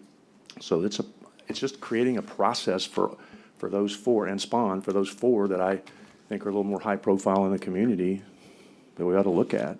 But I still don't know what exactly is confusing. I did hear the question that you posed. I did hear that about, I could just say, well, my 2 votes go for John Matas. Well, I'll just throw your name out there, sorry, but you can't do that. You can only vote for one person. You have to vote for 2 separate people when it, okay. That was my one other question too, so. Right, and Jenny's already worked on some language for that because I'd already asked her to do that, to make it even more clear that it has to be for 2 separate people, not, you can't vote twice for one person, because that's a very, that's valid. You could, I guess, look at it that way. So there's some specifics as to why it's confusing. I'm open for suggestion. I just think we ought to do something that's gives everybody a chance to be heard. Excuse me, we're not going to be including HR in any way? Say again? We're not going to be including HR in any way? HR's not we changed that. included. Oh, I thought. Yeah, that's- No, I heard HR the first doesn't time. give us any suggestions or anything. No, They're I not heard that in the included. first. Yeah, No, that's what I say. This isn't HR's what not. passed. This is us picking, yes, Yeah. yeah. But You the get, policy was if there. someone, if you want to pick all 9 people to, if you look at the applicants commissioner and you want to say, I want to interview every one of them, that's your choice. If you say, I only want to interview these 2, that's your choice. And then however many the court picks, that's how many we interview. Understood. For me, just in this whole process, because, I mean, that's been the biggest question is, how does our process work? And I think for me, it's always been about transparency. And I know we all want that. I think we all support wanting to have this appointment discussed. I mean, I tell people, it's not going to be pretty. It's not going to probably be a unanimous vote because there's so many qualified applicants that we're already aware of. And then we still have 2.5 hours before the deadline. So we're going to have a lot to choose from. And so it's going to be struggling just for each appointee to get at a minimum 3 votes. But it's going to be here for everyone to see. I mean, there's not any dealings or any deals or anything like that. It's just, I've always supported, and I was the one that brought up the issue back when we first appointed Sheriff Hooper back in 2017 when I first got on the court, was to have a public process. And we didn't go into executive session like you see other governmental entities to make an appointment, and then they come out and it seems it's all resolved. That system may work for them, but we haven't been operating like that for at least the last 6 years. And I support that. I want an open process so people can hear what applicants have to say. I think they deserve to hear, who our next 2 appointments are going to be, where they stand on some key issues. And unfortunately, the only issue will be we probably can't spend an hour or 2 per applicant because that's going to take a full day, but at least 20 to 30 minutes each applicant. That's still going to be a lot of time. But I do support that, if we want to see 1 or 2 names brought up or more, that we have that opportunity. I think that's what this supports. I do too want to make sure that we get clarification on some things, because that's the biggest question I'm asked is about the procedural part of how do we actually vote. And people will know, are all 10 names or how many names we have going to be available, or have they all been asked to appear and interview for us? People will know that beforehand. And then everyone will hear, just like we are, on some key issues, where they stand and where we stand. So So I think that that's important. Does this policy, maybe all the parts of it are not necessarily smoothed out, and if Jenny is working on that and can help provide some more clarity, I'm for that. The old process before on appointments is pretty much you just throw a name out and you make a motion and then it goes up and it goes down. You know, do you throw two names out? We've done that before. So I hope we get that clarified. I think we're at a point where it is a little bit more established as far as for the people to understand. It's a little bit different than, like I said, most other entities follow, because there's always seems to be executive session or some sort of discussion beforehand, and then a vote takes place. I want it just for the whole world to see. I'm about simplicity. I want to see a chalkboard or whiteboard, whatever you call it, digital board, and write all the names, and everybody just go down the list and say a name. If that's how the system is right now, then great, let's go for it, based on the names that we provide to be interviewed. But I do think there needs to be a screening. I don't know if it's going to be efficient to have all those names if we've already worked our way down to maybe a handful of names that we would like to really learn from. That's what I'm doing right now. It seems like almost on a daily basis, I'm meeting with people who are interested in applying or have applied, and I'm trying to do my homework right now, but I still think the public deserves to hear where they stand on key issues. So I support that part. I definitely support keeping that interview process, and so that's basically a kind of a two-step process that we've implemented, and so I support that. Well, you know, I'm sorry, Commissioner. No, I'm done. You know, the process we have now didn't say you couldn't interview anybody. It didn't say you could interview everybody. You know, it's how, we chose to do those things at the time those came up. The process, I mean, right now, you're saying, I'm for interviewing everybody, right? I mean, and you're saying you're gonna cut it down to 5 or 4. Well, that's not what I wanna do. I mean, if somebody applies for the job, or for the position, or for the appointment, I mean, he needs to be heard. I mean, why are we gonna cut it back? If we got 9 applicants, you're gonna cut it back, you're gonna get over here at 4. I don't think that's fair at all, period. You know, I think that we need to open it up. Either, you know, interview whoever applies. And you say, yeah, I don't mind having a chalkboard and whatever, put their names up there. But I don't think that the process we had before, it was all up to us how we want to handle it. We just didn't ever go to the chalkboard, you know, and we did with Hooper, but we never went before Hooper. But it's not that we couldn't do it, we just never did it. Or nobody brought it up and said, hey, I want to do this. But that time we did bring it up, and we said, okay, let's go ahead and open it up. And we did. I mean, you didn't have to, you know, go over some hoops. I mean, you know, for us to change another to policies, because, you know, I didn't see anything that wasn't working before that, you know, I mean, nobody's happy. I mean, if you don't get in there, you're not happy. If you get on there, you're happy. So it's always going to be the people that are happy and people that are unhappy. And, you know, if you don't vote in their favor or their side, then you did the wrong thing. You vote, you know, you vote for the people that, you know, that they want, then you did the right thing. So I think, and all along, I think that the system we have now, it's okay. I mean, but if you want to say, okay, we do it the way we do it now, but everybody interviews, anybody that applies should be interviewed. I think they should come before us and say, this is why I want to be considered. You know, I gave you my application, I've interviewed everybody, here's what I want to do, here's what I can do. And it'd be an open quorum, and it'd be transparent, you know, and then be up to us to vote and who we're going to vote for. But, you know, but I don't think that we should cut anybody out. But that's what this I don't process think does. anybody, if I understand correctly, and I've read through this several times because it is very confusing, and so everyone would come, let's say December the 13th, that's the court date we have. Everybody gets 5 minutes at the podium for us to interview or talk to anybody that applies that wants to come in. Then each one of us down the road would pick one name out of the applicants that have just interviewed, and that goes on the whiteboard. The 5 names then that are on the board, each one of us down the road picks 2 names off of that board.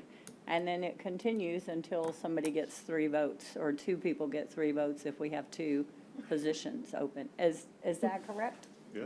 I've read that, I'm just trying to see if I That sounds understand a little, it. that sounds different than what sounded. Yeah.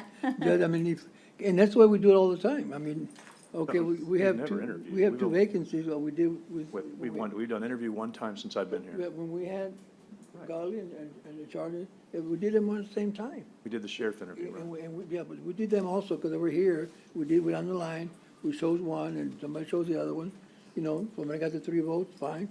The Yeah, other- I think that's what he's talking about doing, but with the chalkboard, but we'll have however many people apply that want to show up and speak. Yeah. And speak That is- beforehand, and Sure. then we have the board in the back, and Right, well, so what this policy does, Joe, is, Commissioner, excuse me, is if there's 10 applicants and you want to interview all 10 of them, then we interview all 10 of them. It gives everybody the right to interview as many as we want to interview. Well, no, I don't think it's up to us if, I mean, I want to interview, I think it's up to the applicants, if they want to. allow if they everybody wanna- that wants to show up that day to be Yeah, here they and wanna- have their if 5 they wanna minutes say- or whatever. Tell us something, they need to come in on that day and get interviewed and say, this is what I want, this is what I am. You know, but I mean, for me to say, I only want 4, I'm not gonna choose 4 from 5 or from 6. I don't think that's right. I mean, I think that, I think everybody that's on an application is interested in being, so that you come in on that day and then you put your name down and then you get interviewed. You know, I mean, that's, if we got 7 that show up, 7 interviewed. You got 9 that show up, 9 interviewed. But doesn't mean we can't consider the one that's not here, because he submitted an application, so we're gonna kick him out because he's not here, didn't submit an application, not here. That's what I really don't. Commissioner, if you want to, if that would be a suggestion, that if you want to suggest that instead of the court, because the way I worded this was based on your last suggestion, because you didn't like the HR stuff, and so we came back and you thought that was a better way to do it. But if you think this is a better way to do it, and you want to you just want to make it to where anybody that applies wants to come give their 5-minute spiel, I don't care. I mean, I just want people to be heard. Well, that's what- I just want there to be a process to where, right, that's what you've always said, and that's why I've tried to come up with something to where we could, and if you want it to be that if 57,000 people apply and and you want them to all come in, well, I mean, we really, literally on some of these boards, we're gonna have a ton, but that's okay. I mean, I was just saying, So we're here look, if for it. there's nobody that wants to, but so if you want to say that whoever applies gets to come give their 5 minutes, I'm okay with If that. they choose to, if they choose Yeah, to, they yes. should. Yeah. I'm okay. They can be in the audience, they don't Yeah. have to speak, it's up to them. But at you least- don't have to be here Right. to be nominated now. Right. Yes, Right. okay, I think So- that's good. I have no Yeah, problem with that. I mean, That could be. I just Yeah. don't want to eliminate anybody, period. So then just, if you want to, if that's what the court wants to do, and make that amendment to where it's just anybody who applies on those 4 boards get to be heard. But I think then we cut the time down to like 3 minutes, 5 minutes, something, yeah. 5 minutes a person. Yeah, and We then just yeah. whatever, and then whatever Whoever's question. here, Well, whatever then you got to allow question, time for yeah. questions for anybody on the court who Yeah. wants to question. 5 minutes would be Yeah. plenty probably, because all of So us give 'em have a- probably met with most of them Yeah. anyway. We'll give them you could give them a 3-minute opening, and then whatever questions minutes the for court have questions. for them. Would that be fair? And you might not have any questions. Well, no, you know. right, whatever questions. If you don't, you don't. I mean, Okay, Okay. that sounds good. well, currently there's a motion to rescind, so we'd have to vote on the rescind motion, and then, or you can withdraw and we can amend Withdraw instead of your- rescind. That's up to you. You've made your motion. Commissioners, whatever's easier, if it's easier to rescind and redo. Withdraw your Yeah, motion to I'll- move forward, yes, Yeah, okay. I'll withdraw And my Commissioner, motion. do you want to amend it to where it just says, anybody who applies that wants to come and You want to do speak? that? Yeah, that? Oh, you talked to him. No, I'm asking who, It was your idea. I'm it was- asking- Yeah, it was. So go, you need to no, vote no, on go, yours go, first. go ahead, I mean, We whoever need to thought vote of on it. his first. He rescinded his. Oh, okay. He- Yes. Okay, We I had just a might make a and second. motion that there's a commissioner scored, that anybody applies for a position of any board, The 4.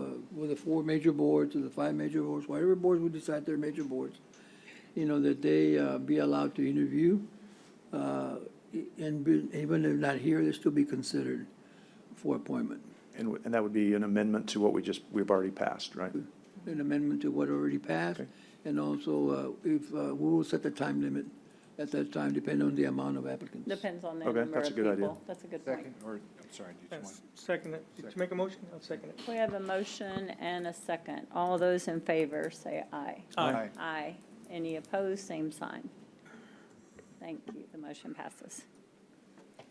Item number 17, discuss and consider the upcoming Commissioners Court meeting dates. It's in your packet, but we also have a special meeting we need to have to canvass the vote on Monday at 2 o'clock. Can anyone be here Monday at 2 to have court? What, Monday?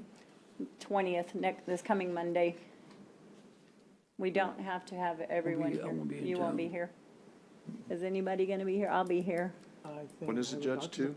You do? Monday. 2 o'clock Monday I can- is what Kara said. We just need a couple of I can people in come. here. You can come? Yes, ma'am.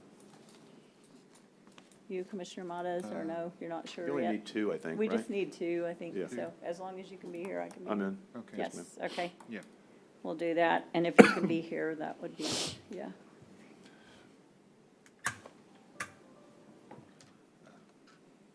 And Tara will have to post, I guess. Oh, I'm sorry, Judge. I've got to go back and make that amendment to clarify the 2-vote thing, too. I didn't do that. I was waiting for his Oh, motion. okay, I'm sorry. sorry. Go- Let's finish this and we'll go Yeah, back. yeah, sorry, Okay. my bad. Oh, do we have to have a vote on that? We just need to have the meeting. So we'll be it for the 20th, so post it. We don't need a vote on that. Go back to Commissioner Chesney has a clarification to his, And I'm going to defer, Jenny, do you have that email that you sent? I'm just I'm going to defer pulling to it up you on now. that to amend, please. I can look for it, too, if you don't. it's basically the one that says you cannot cast your vote for my 2 votes go for one individual. Yeah, hold on, I found it, Jenny, if you don't mind. Okay. The current, what was passed says, each commissioner, county judge has 2 votes. The applicant with the highest number of votes will receive the appointment. If multiple positions are open, the highest scoring applicants will fill the open position. The proposed new wording, which would be my motion, is each commissioner, county judge has 2 votes. The 2 votes in round 1 must be for 2 different people. That would be my I motion. second the motion. That was the That was at the question. suggestion of the county attorney. Any other discussion, or all those in favor say aye? Aye. Aye. Oh, you have a question, Yeah, sir? we just voted on one. Now, what's the second one we voted on? It's an amendment to was just clarify that clarifying. when you put your 2 votes for the people on the board, it has to be for 2 different people. Like, you can't vote for the same person twice. Oh, give me, Yeah. yeah, no.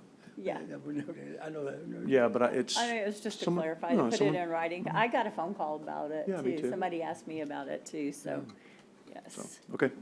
Okay, perfect. Number 18.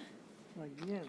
Yeah, and this is you again, Commissioner Hernandez. Discuss and consider removing Commissioners Court from the ranking process for potential bidders on the Nueces County projects and/or services, including architects, engineers, contractors, management.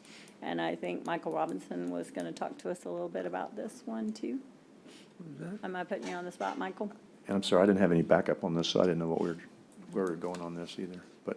What number is it? I didn't either. I just learned about Number it a little bit 18. late. Oh, okay.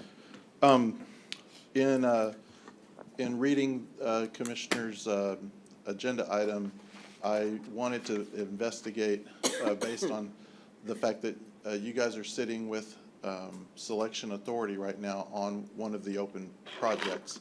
And I just wanted to make sure that while we enter into this discussion, that we don't have any mentionings of any of the individual proposers, Right. because the option I have for the court to consider is A, to continue on the path that we're on with some direction I believe that the county attorney had provided to you all last night. This morning. Or this morning, I'm sorry, this morning. And that describes a process where the scoring would be provided in here in open court during either a workshop session or the actual agenda item itself. Alternatively, if the court wishes to now choose to delegate the evaluation authority at this point in that process, it can do so, but it would need to be with a new order, very similar to my standard order when I provide a selection committee to the court. And I've taken the liberty of drafting an order for that purpose if the court so chooses. So I just want to let you know that you have 2 options in front of you, basically: continue on the path or choosing to delegate. So I'm And trying I think I'm one of those that call you, Michael, just to put up front. I didn't even touch it. I didn't want to look at names because Me too. if we do selection and then something goes wrong, then our names won't be on the selection and people will say, why did you choose them versus me, right?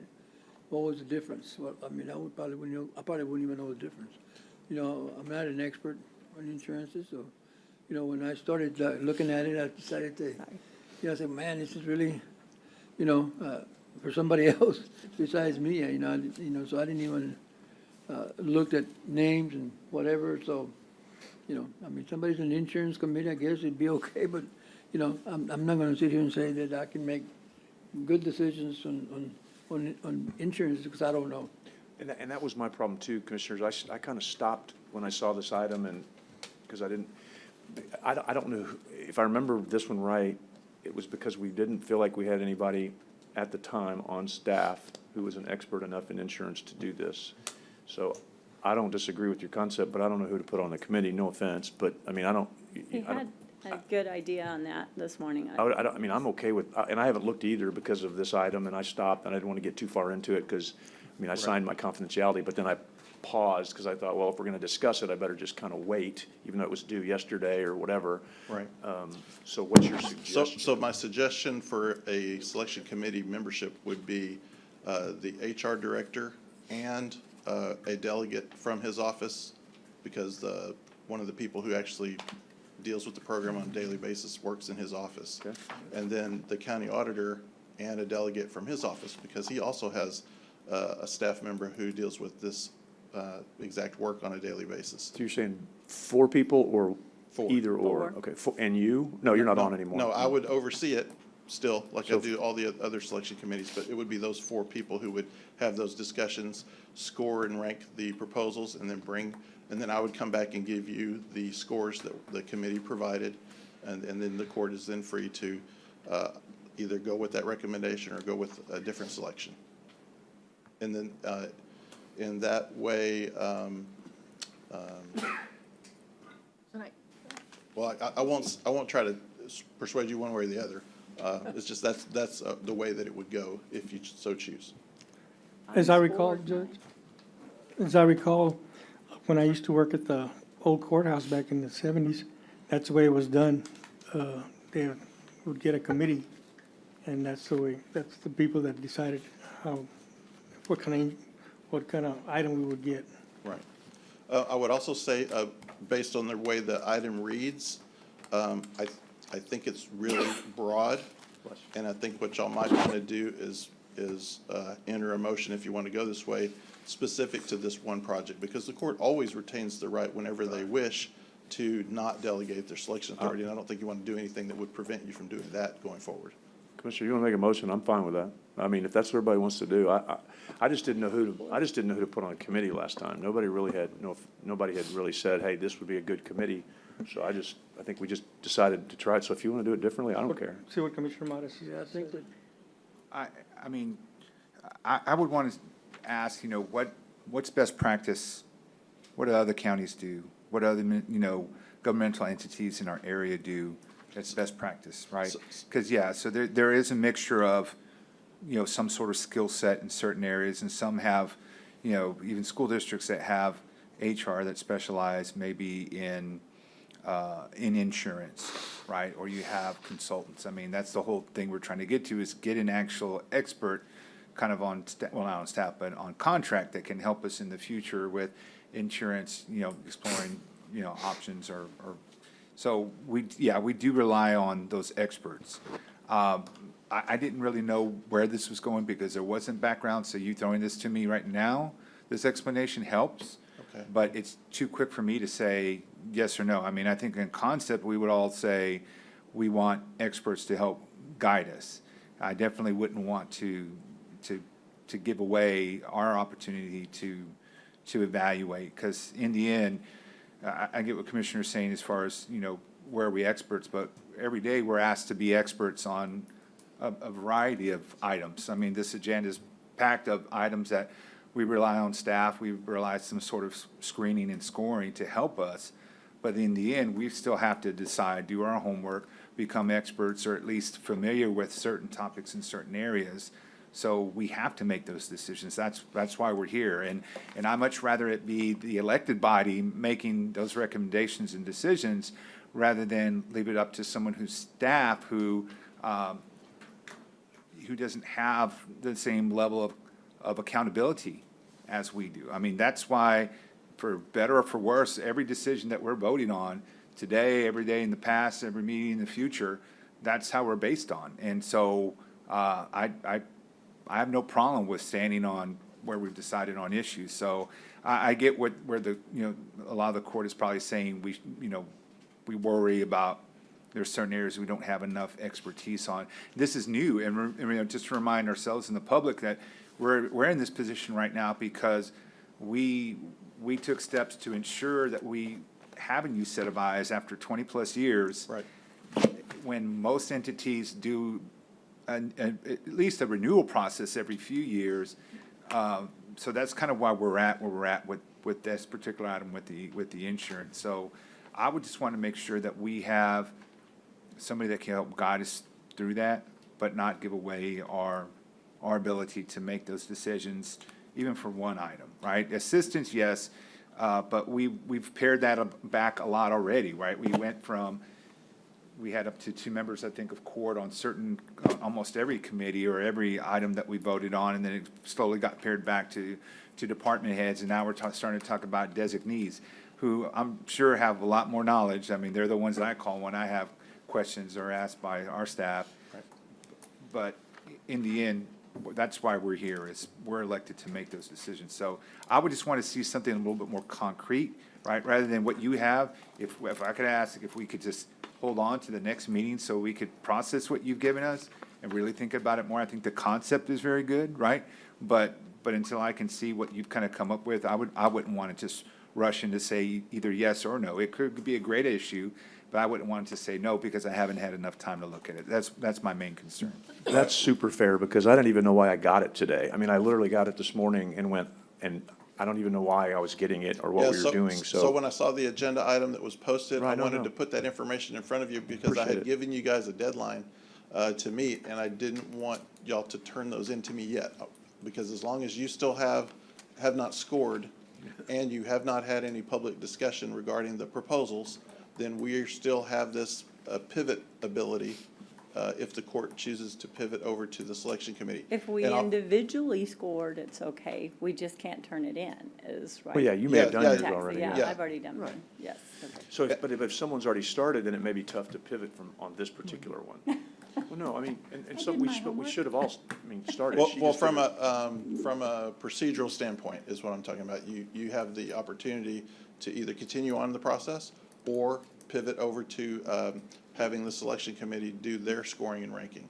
And then you still have the final decision-making ability. On every selection committee that we give recommendations to the court, it is only a recommendation. The court always has the final say as to who gets So I mean, selected. if we table this till the next meeting so everybody can digest what was sent to us, is there any harm on that? We just hold off until we do that and then come back and we just don't go forward with the other Yeah. stuff? We haven't had one in a while, so. Yeah, I have a document I could pass out if you wish, or I could wait and put it on the next agenda, which is just the order document displaying what the team would be. Yeah, I don't need that until I read this, but I mean, I don't know what everybody else thinks. I mean, would that be, Wait if we till table next- this till next meeting? table I mean, it I to don't the care. next. I read it myself, I still don't want to. You also stated that I'm gonna if be you here. gave it to all of us, that did not mean that you all had to turn it in. You have done bid proposals where there's 4 people on there and only 2 people show up, and those are the people that score, that goes forward with the meeting. Yeah, So yes, when it's we not have- like there's a requirement if you received it that you have to score it or have to turn it in. Correct. Each member of Commissioners Court is not required, if y'all do retain the scoring piece, the whole court is not required to submit scores, but we need at least 2.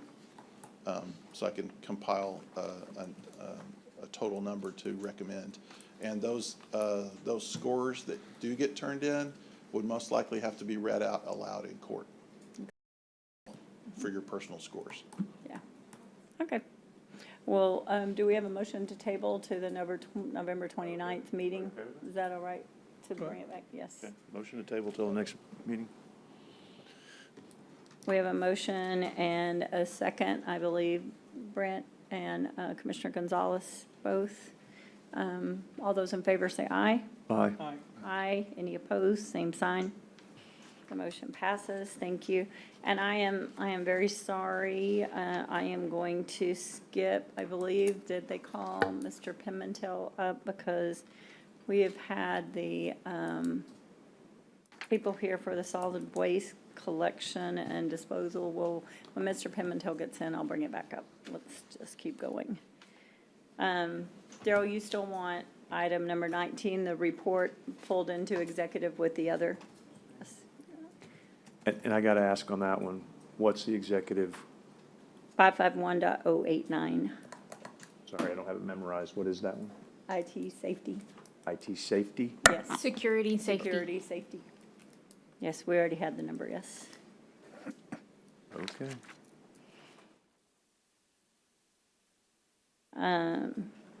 Under grants, oh, thank you. I was looking for you everywhere. It's the wrong direction. Discuss and consider ratifying the acceptance of grant agreement with the Texas Department of Transportation for the routine airport maintenance program. And this comes into effect once all parties have approved this. Department 0160 is paying for the cash match, so this is fully funded, not a, Correct, and every year, it's, we get this almost Yes. for several years, and it's been a 50-50 match. TxDOT received additional funding, so now it'll be 90-10, 10 our match, and so we always put a budget in, motion to it's, pass.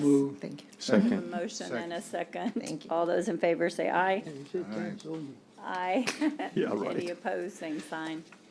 Are you here for one? Yes. If you don't mind, just I'm gonna switch back to C3. Discuss and consider conditional selection for solid waste collection and disposal service dumpsters, county properties only. Okay, judges, refresh our Yes. memory from last time. We conducted a proposal opening on Thursday, September 28th at 3 p.m. At that time, 3 bids were received.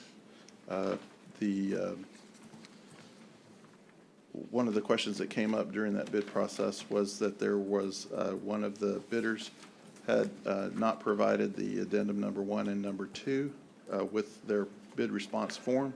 And can you tell which bidder, who's who? Sorry, I don't know the numbers on bidder 1, bidder 2, bidder. Oh, I didn't say 1 or 2. I just said one of the bidders. One of the I bidders, haven't- yes, he is. I'll get to that yes. in just a second. Okay.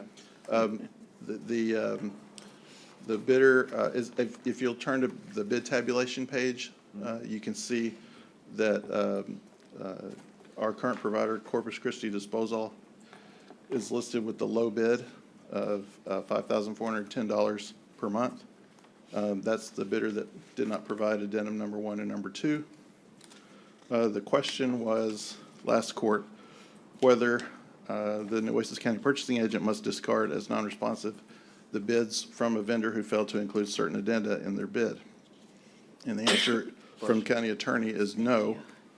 The purchasing agent is not required by statute or by contract to discard as non-responsive those bids that are missing addenda, and failure to submit the addendum does not render the bid non-responsive.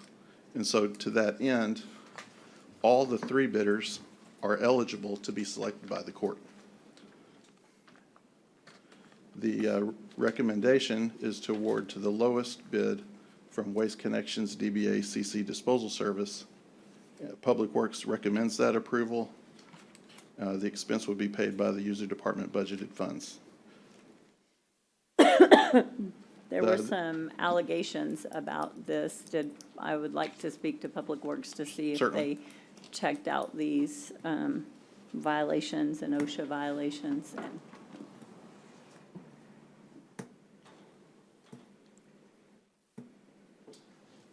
there was, last meeting, there was a leakage and OSHA violations or something, and Yes, ma'am. In the past couple of days, weeks, the contractor that currently holds the contract has been out there, and they made corrections to all these.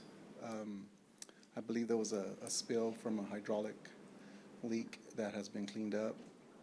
The trash compactors have been repaired, and the contractor is here if you have any questions for them on specifics. Oh, yes. Did we check any other locations? Yes, we had since another location. All of the locations here were and at checked? the McKenzie Annex. And then this morning, there was an issue of the safety switch. I have not heard about that one, but. That was brought up this morning. It's been resolved. It's been according- resolved, Yes. and that was left off. It wasn't on there, a safety switch or something. If you want to come up to the microphone, that's probably better. Sorry. Hello, Hello. I'm Nina Starkey. I'm the district manager with CC Disposal. This morning, I've been communicating over email, so I apologize. I have very little detail about the switch this morning, but we did send out a contractor, electrical contractor, to get that resolved. My understanding is the switch was not operating fully, like it was stopping too soon. Oh, okay. Any other questions, anybody, or comments? Well, I mean, I have to ask, I mean, if someone else not pointed out these violations, how do we know we would have ever gotten them fixed? I mean, that's the elephant in the room. I mean, somebody else had to point out that we had these problems, so what monitoring do we have in I place? mean, periodically, we do go through these pieces of equipment and, look for violations or things that aren't per contract. At this point, we just didn't catch those in time, I guess. But for the most part, we do have our maintenance guys go out there and look at these. And then as well, any reports that come in from the users, which is mainly the sheriff's department at the annex. On occasion, we do use it, but if any issues do come up, we will contact them to make the repairs. How many locations are we talking about that this covers? Commissioner, the only ones that I know of are the two at here and at the annex. No, I mean, how many for the total, I couldn't tell you how many. There's 18. So But of course, you- these are the only two that are compactors. Yes, sir. I'd like to respond to the allegations. Yes, if I may. please. Thank you. Just, So I do want to point out that as soon as we were made aware of the allegations, I did look into every item. The things that are alleged OSHA violations are not related to the services that we provide. There was concern about environmental issue with the spill.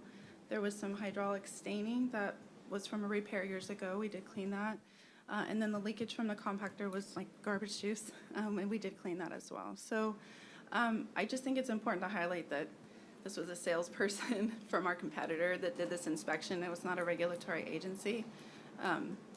Whoever reports anything, we're of course going to take care of it, but it just, I think it's important to say that there were things that were brought up that have nothing to do with our responsibilities as a hauler, but those things that were ours, we responded to immediately as soon as I was notified.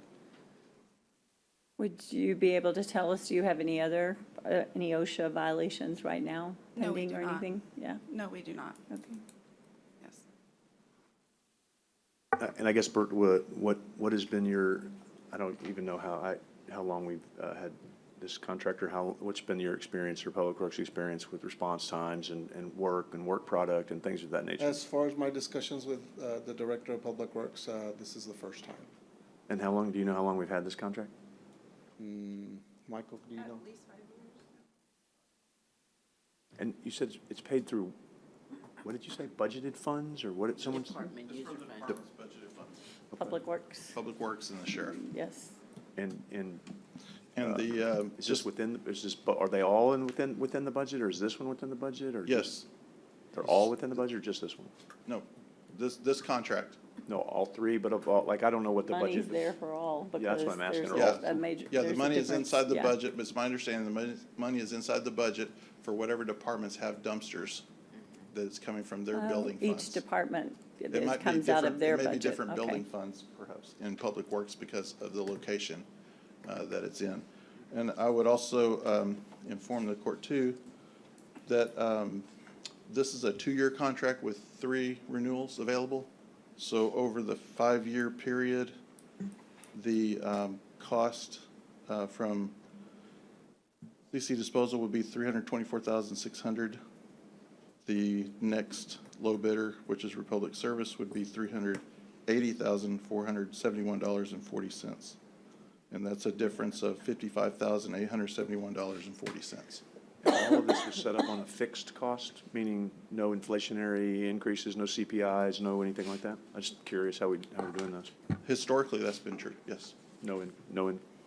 Do both of these agencies, they both have a contract or just one? Are they both contracted by the county to?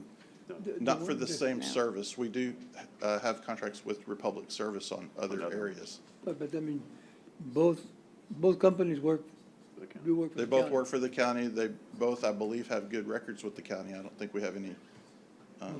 One just doing the inspection for the other one, huh? I can't speak to that. Give it, right? Okay. Okay. And so, So what's the recommendation? knowing all this information, I spoke with Juan earlier, and he still stands by the recommendation to recommend award to Waste Connections CC Disposal Service for IFB 324923 in the amount of $5,410 monthly.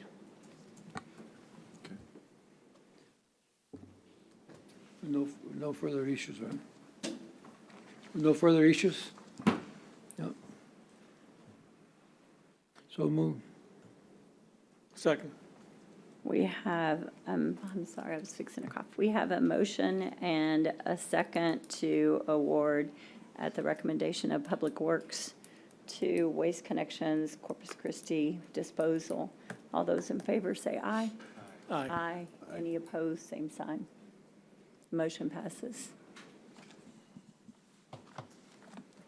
Thank you, Thank you Mike. for being Thank here, you. too. Thank you, Mike.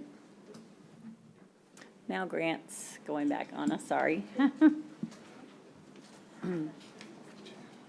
Item number B2, discuss and consider accepting a grant award from the Office of the Governor, Criminal Justice Division in the amount of $21,651.14 with a cash match of $20,348.14 for the electronic monitoring program project.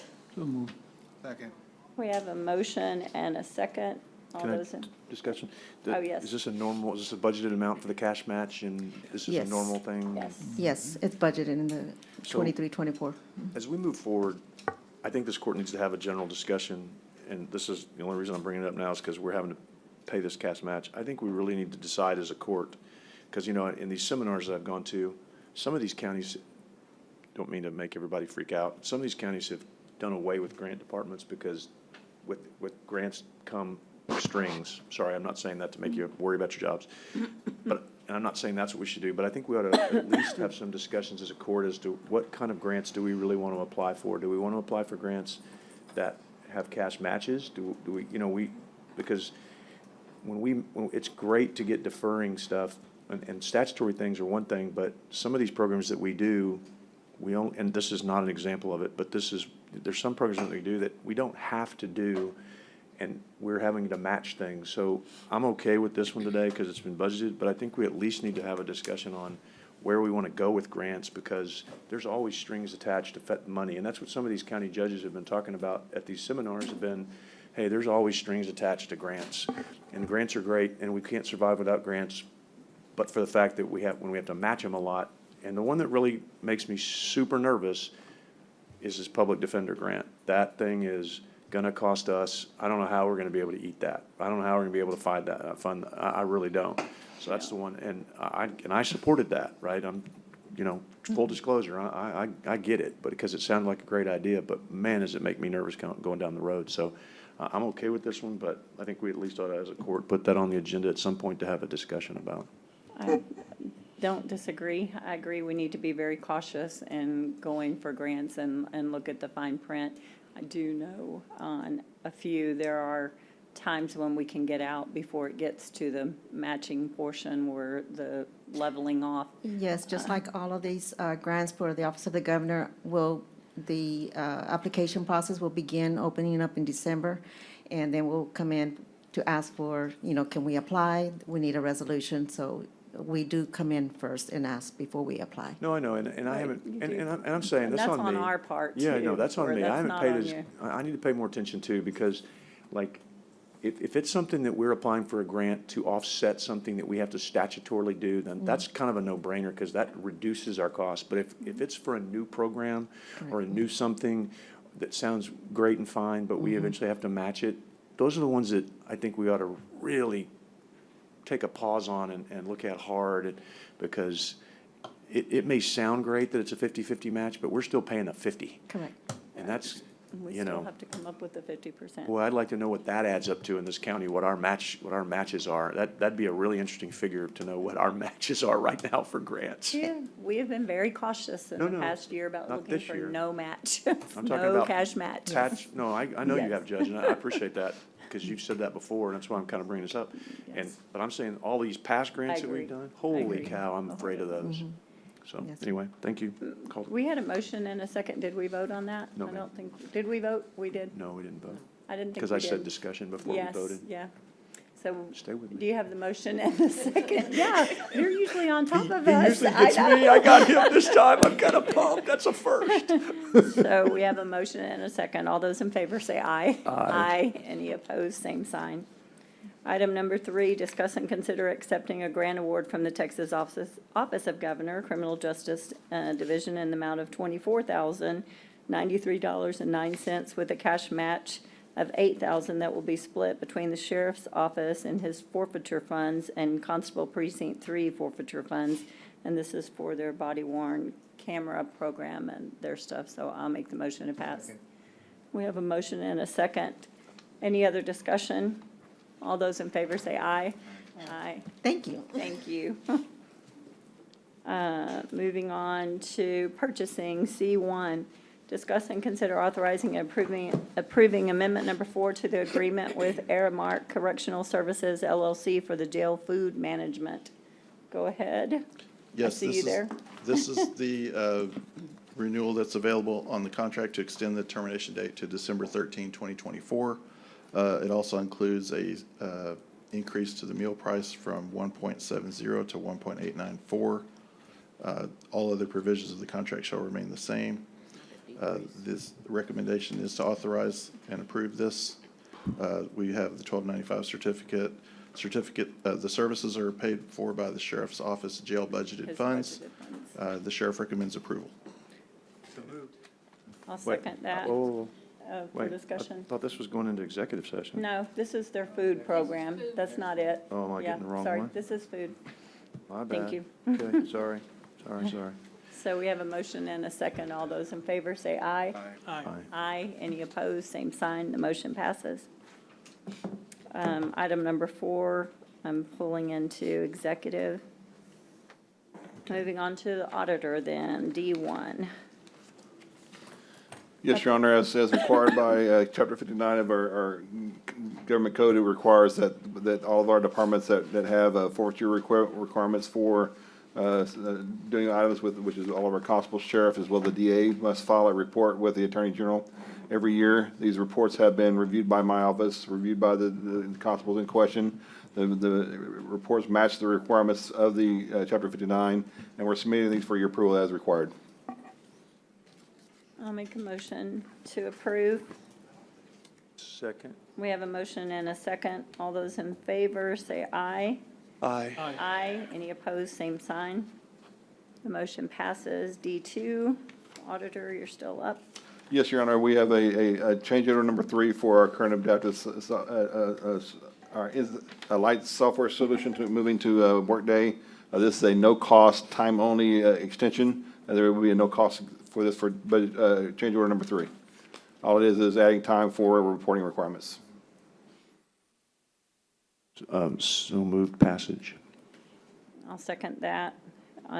We have a motion and a second. All those in favor say aye. Aye. Aye. Any opposed, same sign. The motion passes. Item number 3, Your Honor, we've been working with our county attorney's office because we have as we know, we're moving to Workday. However, we're still have to maintain our older software for a short period of time once we get to Workday.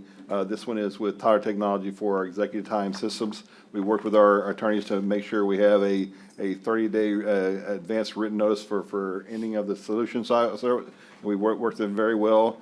And but we still have to renew the contract with them. And what the agreed upon is once we get out, any money we provide to them, they'll prorate refund us any amount that that are overspent on the balances. And we've worked with the county attorney on this very well. And this is the one where they Yes. wanted us to do the year contract, and we're only gonna use them for a while, but they have Most of assured them, us most of them, that maybe a we month or can two. get out. It Yes. won't be very long, yes. Okay. And the county attorney, you're good with this, the wording in there to get us out of it? Yes, I'll make the motion and to pass. Second. We have a motion and a second. All those in favor say aye. Aye. Aye. Any opposed, same sign. The motion passes.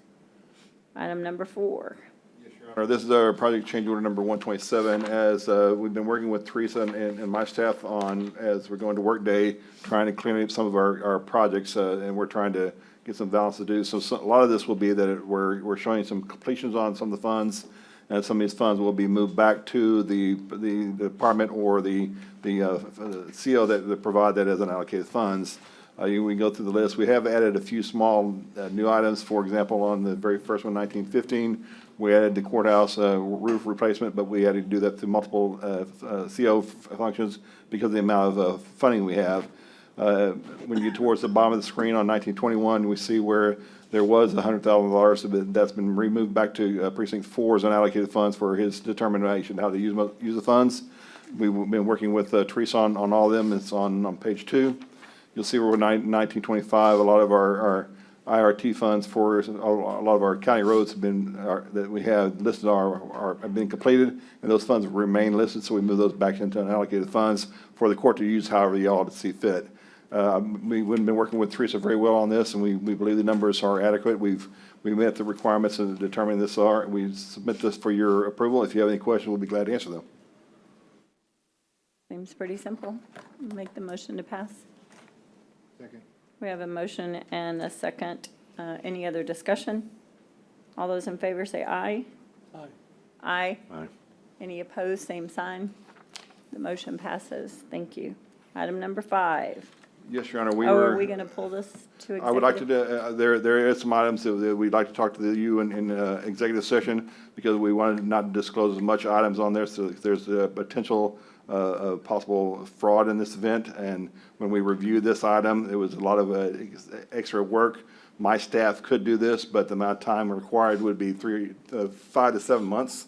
So we're requesting the court to hire Collier Johnson Woods on this matter. We talked to them about them. They haven't given us a quote yet on this balances, but yes, we would like to bring this into executive session to explain why. That is D5, okay. Executive session today? Yes, 551.071.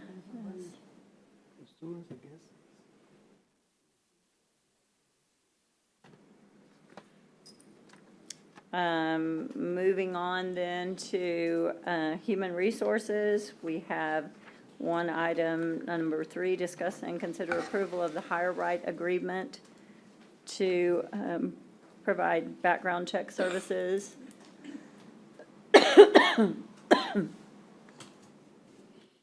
Jenny, are we ready? I know we've gone back and forth with that contract for a long time. Yes, that one is, should be good to go. And then on the one that you just mentioned, pulling back, that's a 551071. I did that, I got okay. it, 551.071. The hire right is good to go to vote on to pass. I believe so, Did we Judge. pass it before with just waiting for y'all's approval, so we don't really have to do anything? Yeah, Right, I believe that was the way I need it to sign the was- contract now. Yes. Okay, do I have it? Who has the contract? I gave the contract to We have it. Tara this morning. We have it. Oh, we have it? Okay, okay. Thank you. Then we're good. No action necessary. No, we don't have to. We've already voted to approve it once the county attorney did, and she says it's ready to be signed, so. So now we, unless I missed something, because we have hopped around a little bit, so y'all better check your items and make sure. Check. I did, We didn't do the plats, what was the plats? that's on the next one, I think, the November 29th, right? What? Which one, Jim? The plating, is that on the November 29th? It's not on here. That one on this. Oh, the agenda, 29th, Yeah, 29th, no, 29th. Did you vote on both dune permits? yes. Yes. Yes. How about the ARPA manager? We should have discussed it with all other matters. We didn't discuss it, right? I'll put it in the agenda. Okay. Yeah, we need to get that one quick, though. Well, she said they had posted for the position to Yeah, be but I told- refilled, I but, told him to hold off on it. okay, okay. Well, then we probably need to bring that back up next time, so, wait. Okay, then it looks like I am ready to move to executive. We're going to go into executive session. Public notice is given that Commissioners Court may elect to go into an executive session anytime during the meeting to discuss matters listed anywhere on the agenda when authorized by the provisions of the Open Meetings Act, Chapter 551 of the Texas Government Code, to the extent there has been a past practice of distinguishing items for public deliberation and those for executive session. The public is advised that the court is departing from that practice, reserves the right to discuss any listed agenda items in executive session when authorized by law to do so. In the event the Commissioners Court elects to go into executive session regarding an agenda item, the section or sections of the Open Meetings Act authorizing the executive session will be publicly announced by the presiding officer.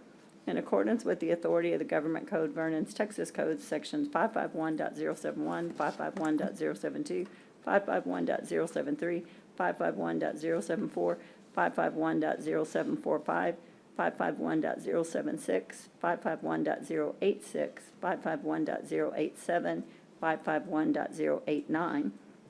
The Commissioners Court will hold an executive session to consult with attorneys, including matters related to litigation, deliberate regarding real property, prospective gifts, personnel matters, including termination, county advisory bodies, security services, security devices, and/or economic development negotiations, and other matters that may be discussed in an executive session. Upon completion of the executive session, Commissioners Court may, in an open session, take such action as appropriate on items discussed in an executive session.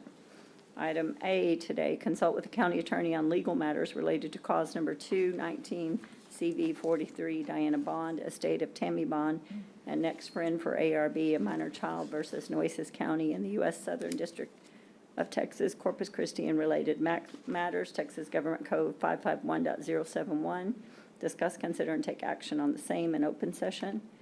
Item B, consult with the county attorney regarding offer of settlement from Hermelinda Lozano regarding her employment claim, 551.071. Discuss, consider, and take action on the same in open. Item C, consult with the county attorney regarding the possibility of any counteroffer from the county, possibility of authorizing the county attorney to deliver a counteroffer from the county to Hermelinda Lozano. Discuss 551.071, discuss, consider, and take action on the same in open session. Item D, consult with the county attorney regarding legal matters related to health services agreement with Armor Correctional Health Services, Inc., and related matters, 551.071. Discuss, consider, and take action on the same in open. Item E, consult with the county attorney regarding the First Amendment to the Amendment Cooperative Agreement for City-Operated Corpus Christi Nueces County Public Health District and related matters, 551.071. Discuss, consider, and take action on the same in open. Item F, discuss and consider the appointment, employment, evaluation, reassignment, duties, discipline, or dismissal of the Information Technology Department head pursuant to Section 551.074 of the Texas Government Code. Discuss, consider, and take action on the same in open court. Item 3A19, just a second.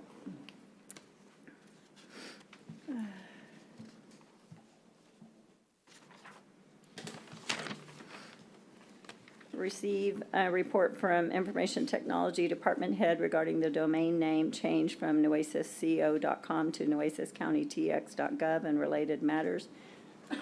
Texas Government Code 551.089 for IT safety.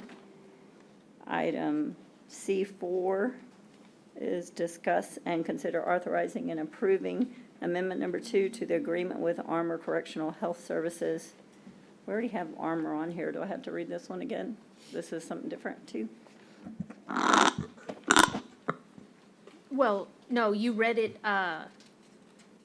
in the others, right? I think we already had it listed here. Yes, Yes. Armor Health is D, so I don't need to Yeah. do twice, yeah. Item D5, discuss and consider county auditor's request to hire Collier, Johnson, and Wood for external audit and related matters, local government code 551.071.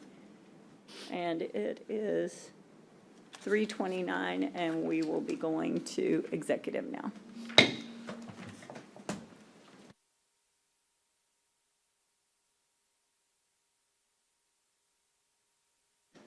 5:31, and we are back from executive session. I will move to item A in executive. We have a motion. Yes, Judge, make a motion to direct the county attorney's office to pursue mediation and negotiate with plaintiff for cause number 219CV43. I'll second that motion. We have a motion and a second. Any other discussion? All those in favor say aye. Aye. Aye. Any opposed, same sign. The motion passes. Item D, consult with the county attorney regarding the legal matters related to the health service agreement with Armor Correctional. I don't have that. You don't have that one? Do you have that? Judge, I believe the motion was to ask Mr. Robinson to proceed with an RFQ or RFP in regards to a new jail services contract. We have a motion. Do we have a second? Second. We have a motion and a second. All those in favor say aye. Aye. Aye. Any opposed, same sign. The motion passes.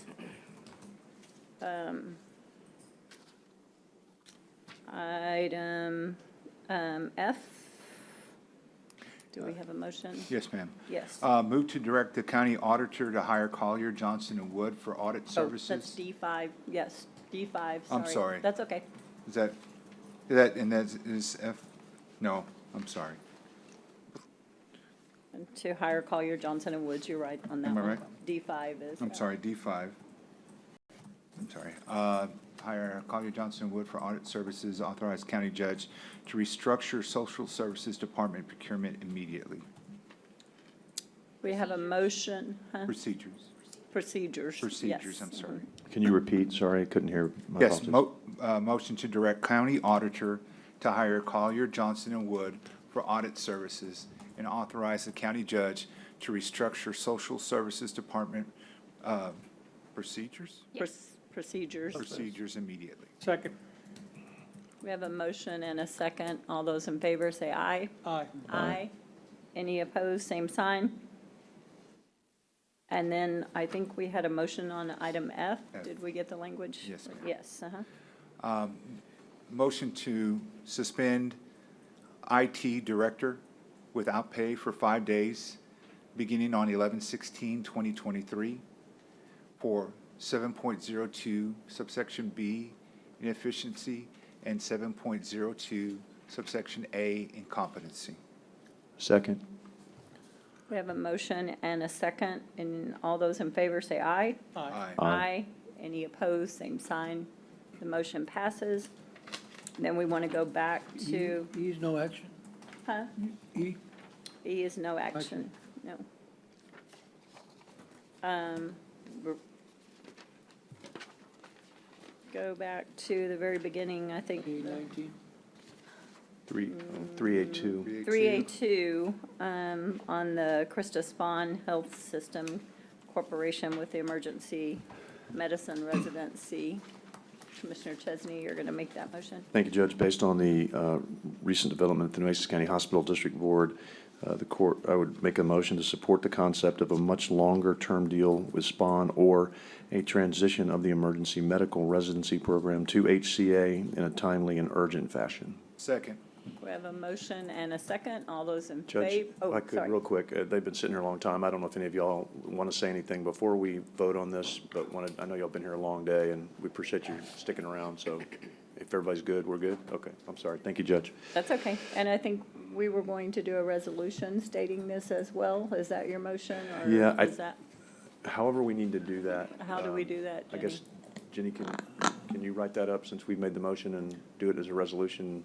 We can present the resolution to you tomorrow for Okay. signature. Okay. Okay, but if you'll articulate the desire of the court in regards to the hospital district and make sure they get that as well, and SPON and HCA. With all of them. Doctors are here, they got it, so. Okay. Okay, thank you, Judge. Thank you, ma'am. We have a motion and a second. All those in favor say aye. Aye. Aye. Any opposed, same sign. The motion passes.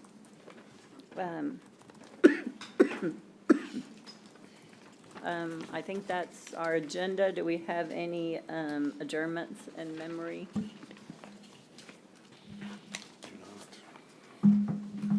Anyone? You do? No, you don't. Sorry.